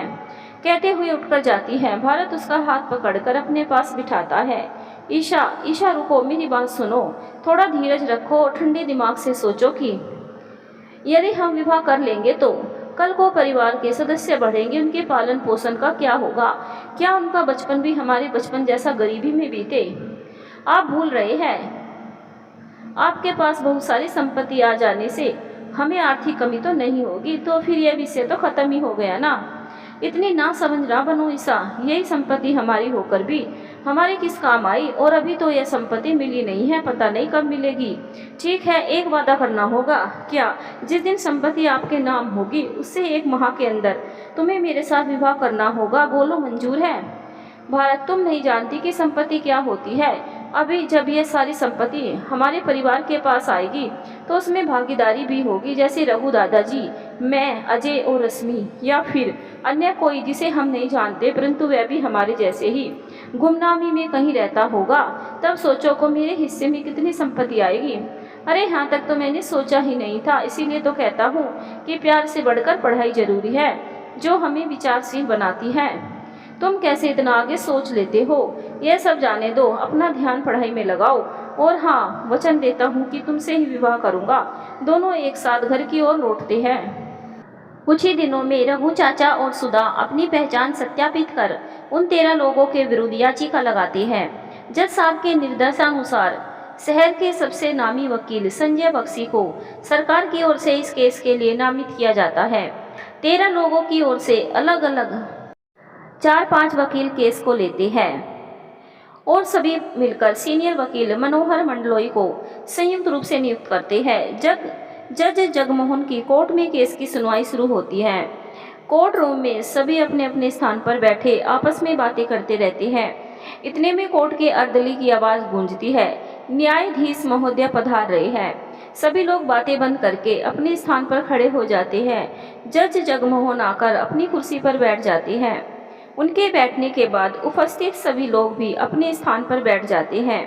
रीडर की आवाज़ आती है, केस नंबर 1762। जज, कोर्ट की कार्रवाई शुरू की जाए। मनोहर मंडलोई। मिलोड, आज मैं उन 13 मुवक्किलों को ओर से वकील नामित हुआ हूँ जिनके जमीन को गैर कानूनी रूप से सरकार ने जब्त किया है और अपना वकालतनामा पेश करता है। जज, सरकार की ओर से कौन वकील पेश हो रही है? वकील संजय बख्शी खड़े होकर अपना वकालतनामा पेश करता है। जज, वकील मनोहर मंडलोई जी, आप अपना पक्ष रखिए। मनोहर, मिलोड, मेरे यह 13 मुवक्किल विगत 30 वर्षों से जो जमीन जोत रहे हैं, उनकी जमीन के सौदों को गैर कानूनी घोषित कर उनसे छीना जा रहा है। पुलिस ने बिना किसी की शिकायत के इन्हें अपनी कस्टडी में रखा और फिर उन पर दबाव देकर उनसे कबूलनामा लिखवा दिया। अतः इन सभी की आप बीती सुनकर फैसला करने का निवेदन करता हूँ। जज, वकील संजय बख्शी जी, आप अपना पक्ष रखें। संजय बख्शी, मिलोड, सर्वप्रथम तो यह बात असत्य है कि पुलिस ने बिना शिकायत के इन्हें कस्टडी में रखा है। दूसरी असत्य बात है कि इन पर दबाव बनाकर कबूली नामा कराया गया। जिस जमीन को यह 13 लोग अपनी जमीन बता रहे हैं, उस जमीन के असली मालिक इस कोर्ट में उपस्थित है। उनका नाम श्री रघु रावत है। आपकी अनुमति हो तो उनको गवाह के कटघरे में बुला लिया जाए। जज, अनुमति है। हर खारा आवाज लगाता है तो रघु चाचा कटघरे में आता है। रीडर उसे शपथ दिलाकर अपने स्थान पर बैठ जाता है। संजय, आपका नाम रघु रावत। क्या आपने सीतापुर पुलिस स्टेशन में जमीन के बारे में शिकायत की थी? जी हाँ हुजूर। आपके पास उस शिकायत की पावती है? रघु अपने कुर्ते की जेब से एक कागज निकाल कर देते हुए, जी हाँ यह रही। संजय वह कागज लेकर जज साहब तक पहुंचाता है। जज साहब कागज का निरीक्षण कर आगे की कार्रवाई के लिए आदेश देते हैं। संजय, तो रघु चाचा, आगे पुलिस ने क्या कार्रवाई की? हुजूर, अब यह मैं कैसे बता सकता हूँ, पुलिस का काम है तो पुलिस ही करेगी ना। कोर्ट में उपस्थित लोग हंसने लगते हैं। जज साहब हथौड़ा ठोककर ऑर्डर करते हैं तो सब लोग चुप हो जाते हैं। संजय मनोहर की ओर देखकर, your witness please Manohar, no question. Sanjay Raghu से, आप जा सकते हैं रघु चाचा। मनोहर, जज साहब, अब मेरे मुवक्किलों को बुलाने की आज्ञा चाहता हूँ। आज्ञा है। एक एक कर सभी 13 लोगों को बुलाकर उनकी बातें सुनी जाती है। सभी एक ही बात कहते हैं कि उनकी जमीन को उनके पिताजी या उन्होंने स्वयं खरीदी थी। संजय उनसे क्रॉस क्वेश्चन कर पूछता है, आपके पास क्या सबूत है? किसी प्रकार का कोई लिखित प्रमाण है? सभी बगले झांकने लगते हैं। संजय जज साहब की ओर मुड़कर कुछ कागज पेश करता है। मिलोड, राजस्व विभाग से मंगाई गई रिकॉर्ड के अनुसार यह जमीन जिस पर यह लोग अपना अधिकार बता रहे हैं, अभी भी स्वर्गीय सूर्यवीर सिंह के नाम पर है और कानूनी तौर पर इस जमीन पर उनके वंशजों का अधिकार बनता है। अतः उनके वंशजों में उनके भाई रघु रावत और पौत्र भारत सिंह होने से उस जमीन का मालिकाना हक उन्हें सौंप दिया जाना चाहिए। That's all my honour.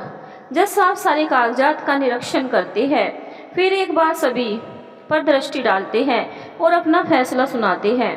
अदालत के सामने पेश किए गए वास्तविक साक्ष्य के अनुसार यह अदालत इस नतीजे पर पहुंचती है कि इस जमीन का असली मालिकाना हक अभी भी रावत परिवार के पास है और सभी 13 लोगों के जालसाजी पर यह जमीन हड़प ली है। अतः अदालत का यह फैसला है कि यह जमीन इसके वास्तविक मालिक के वंशज श्री रघु रावत और श्री भारत सिंह रावत के नाम पर दर्ज कर उन्हें सौंप दी जाए। इन्हीं 13 लोगों पर जालसाजी प्रकरण सिद्ध होता है। अतः उन सभी को 7-7 वर्ष का कठोर कारावास की सजा सुनाती है। साथ ही उन्होंने विगत अनेक वर्षों से गैर कानूनी रूप से जमीन का उपयोग किया है। अतः प्रत्येक परिवार उन्हें 1-1 लाख रुपए का मुआवजे के रूप में अदा करे। इतना कहकर जज साहब हथौड़ा ठोककर केस की कार्रवाई समाप्ति की घोषणा करते हैं।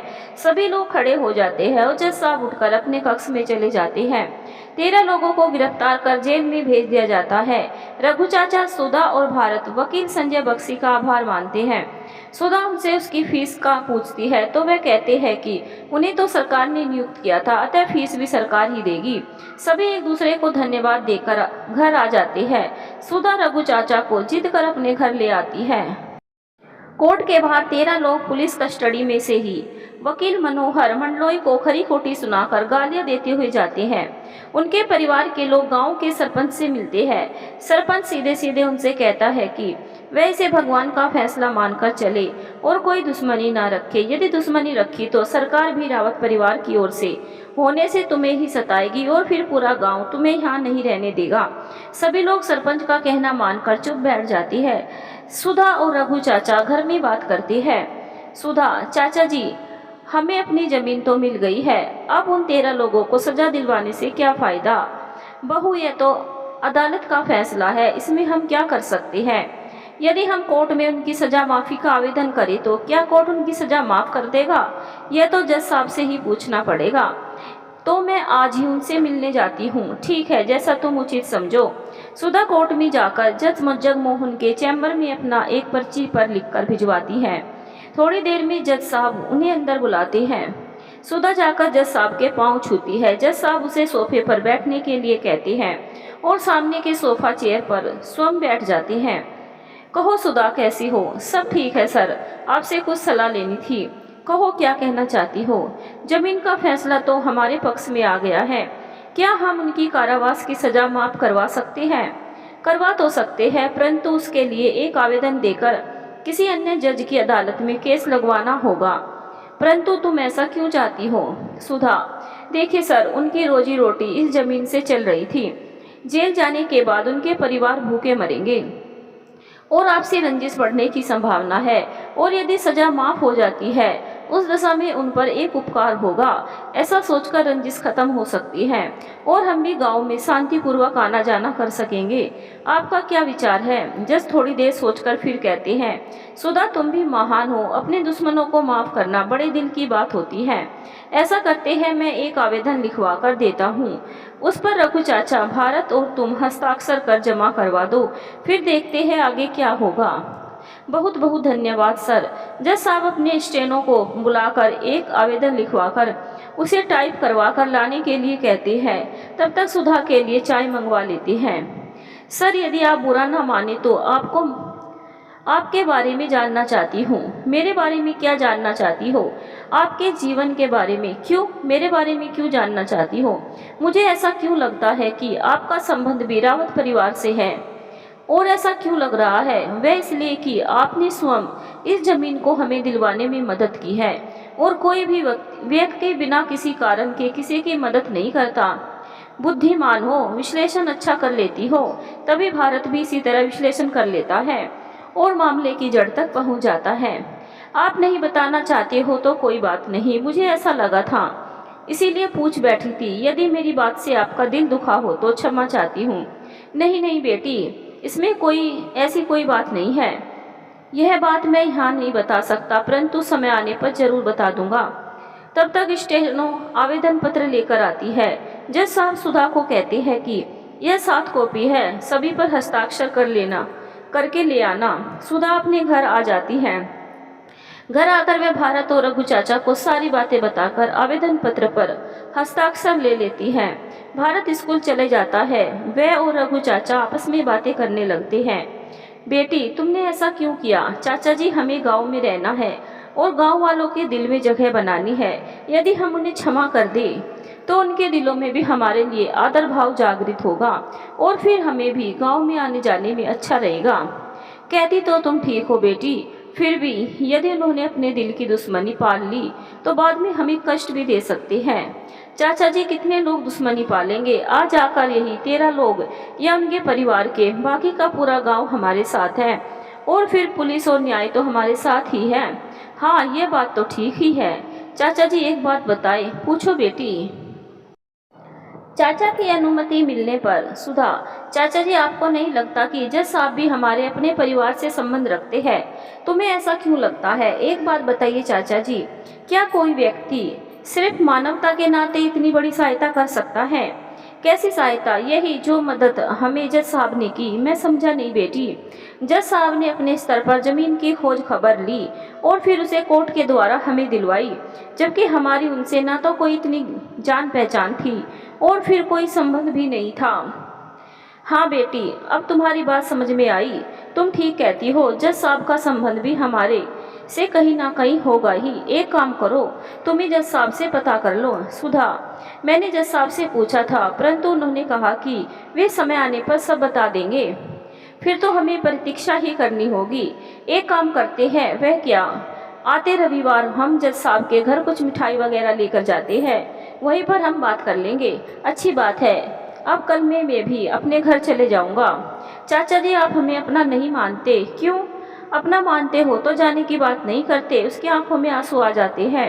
बेटी, अब तक अकेले रहने की आदत पड़ गई है, तो अब आप लोगों के साथ रहना अच्छा नहीं लगेगा, और फिर मैं आते जाते रहूंगा ही। सुधा कुछ बोलने को होती है, इतने में भारत आ जाता है और उसकी बात सुन लेता है। माँ, इनको तो अकेले अकेले रहते हुए संबंध क्या होती है, इनका ज्ञान ही नहीं है, तो फिर ये हमारे साथ क्यों रहेंगे? भारत ऐसी बात क्यों करता है? देखिए दादाजी, जो सही बात है वह मैंने कह दी, अब मैं क्या कहूँ? भारत, आप एक काम कर सकते हैं। वह क्या?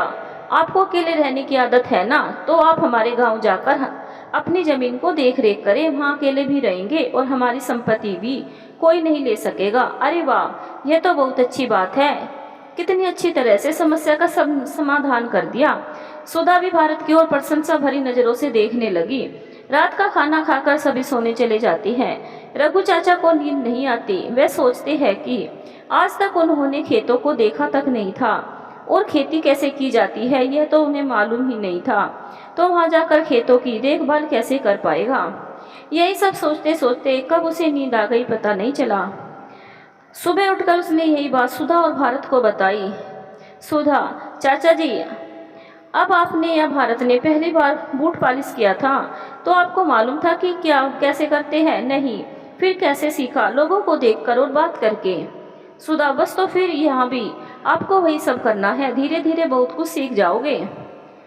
सुधा की बातें से रघु चाचा को एक ऊर्जा मिल जाती है। वह गांव जाने को तैयार हो जाता है। तीसरे दिन रविवार होता है। भारत सुधा से पूछकर ईशा और उसकी मम्मी को भी जज साहब के घर जाने की अनुमति ले लेता है और सभी लोग जज साहब के घर सुबह 9 बजे ही आ जाते हैं। जज साहब उन्हें देखकर खुश हो जाते हैं। उन्हें अपने सरकारी बंगले की बैठक में ले जाकर बैठाते हैं। सुधा उनके हाथों में मिठाई देकर पाँव छू लेती है। तब जज साहब उसे उठाकर कहते हैं, आप हमारे पाँव ना छुआ करो। संगीता, ईशा और भारत भी उनके पाँव छूकर आशीर्वाद लेते हैं। जज साहब अंदर जाकर अपने नौकरों को सबके लिए खाना तैयार करने को कहकर वापस बैठक में आते हैं। जज, आज मुझे खुशी हो रही है कि पूरा परिवार मेरे यहाँ आया है। सुधा, सर हम आपका धन्यवाद करने आए हैं। रघु हाथ जोड़कर, साहब आपने जो हम पर उपकार किया है वे हम ताम्र नहीं भूल पाएंगे।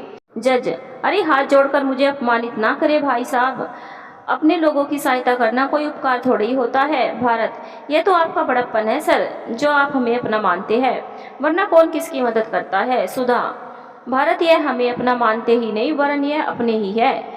रघु, बेटी ये क्या कह रही हो? सुधा, यह तो बस अब जज साहब ही बताएंगे कि हमारा इनसे क्या रिश्ता है।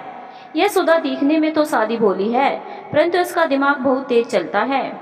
मेरी तारीफ रहने दो, आप यह बताए कि हमारा आपस में क्या रिश्ता है। जज, संगीता और ईशा की ओर संकेत कर पहले यह बताए कि ये दोनों कौन है। सुधा, यह मेरी सहेली संगीता है, हम दोनों एक ही गांव के हैं। रश्मि, ईशा की ओर संकेत करते हुए, और यह भारत भैया की सहेली है। सभी लोग हंसते हैं, परंतु भारत और ईशा शर्म से सर झुका लेते हैं। जज साहब, बहुत चुलबुली हो रश्मि। रश्मि भी शर्मा जाती है। सुधा, आप अपने बारे में कुछ बताने जा रहे थे। जज, हाँ, मेरा नाम जगमोहन सिंह सिसोदिया है और सीतापुर के सूर्यवीर सिंह रावत मेरे मामा थे। उनके बारे में मेरी माँ ने अभी कुछ दिन पूर्व ही बताया था और कहा था कि रावत परिवार के वंशजों को ढूंढकर उनका हक दिलवा दूं। मैंने जब उनसे रावत परिवार के बारे में पूछा तो वह यही बता पाई कि सीतापुर उनका मायका है और सूर्यवीर सिंह तथा रघुवीर सिंह उनके भाई। सौभाग्य से कुछ दिन पूर्व ही मेरी मुलाकात भारत से हो गई। पता नहीं मुझे इससे एक लगाव महसूस हुआ। और मैंने इसमें रुचि ली और फिर धीरे धीरे यह सब खोज निकाला। सुधा भाभी, आपने तो पहले ही मुझे पकड़ लिया था, फिर भी मैंने यह सब बातें यह सोचकर आपसे छुपाई कि कहीं आप यह न समझो कि इस संपत्ति में अपना हिस्सा मांग लूं। अब जब सब बातें साफ हो गई है तो आपको बताया। फिर उठकर रघु के पांव छूकर बोले, छोटे मामा जी, मेरा चरण स्पर्श स्वीकार करे। रघु, सदा चिरायु रहो। तो आप शकुंतला दीदी के साहबजादे हो?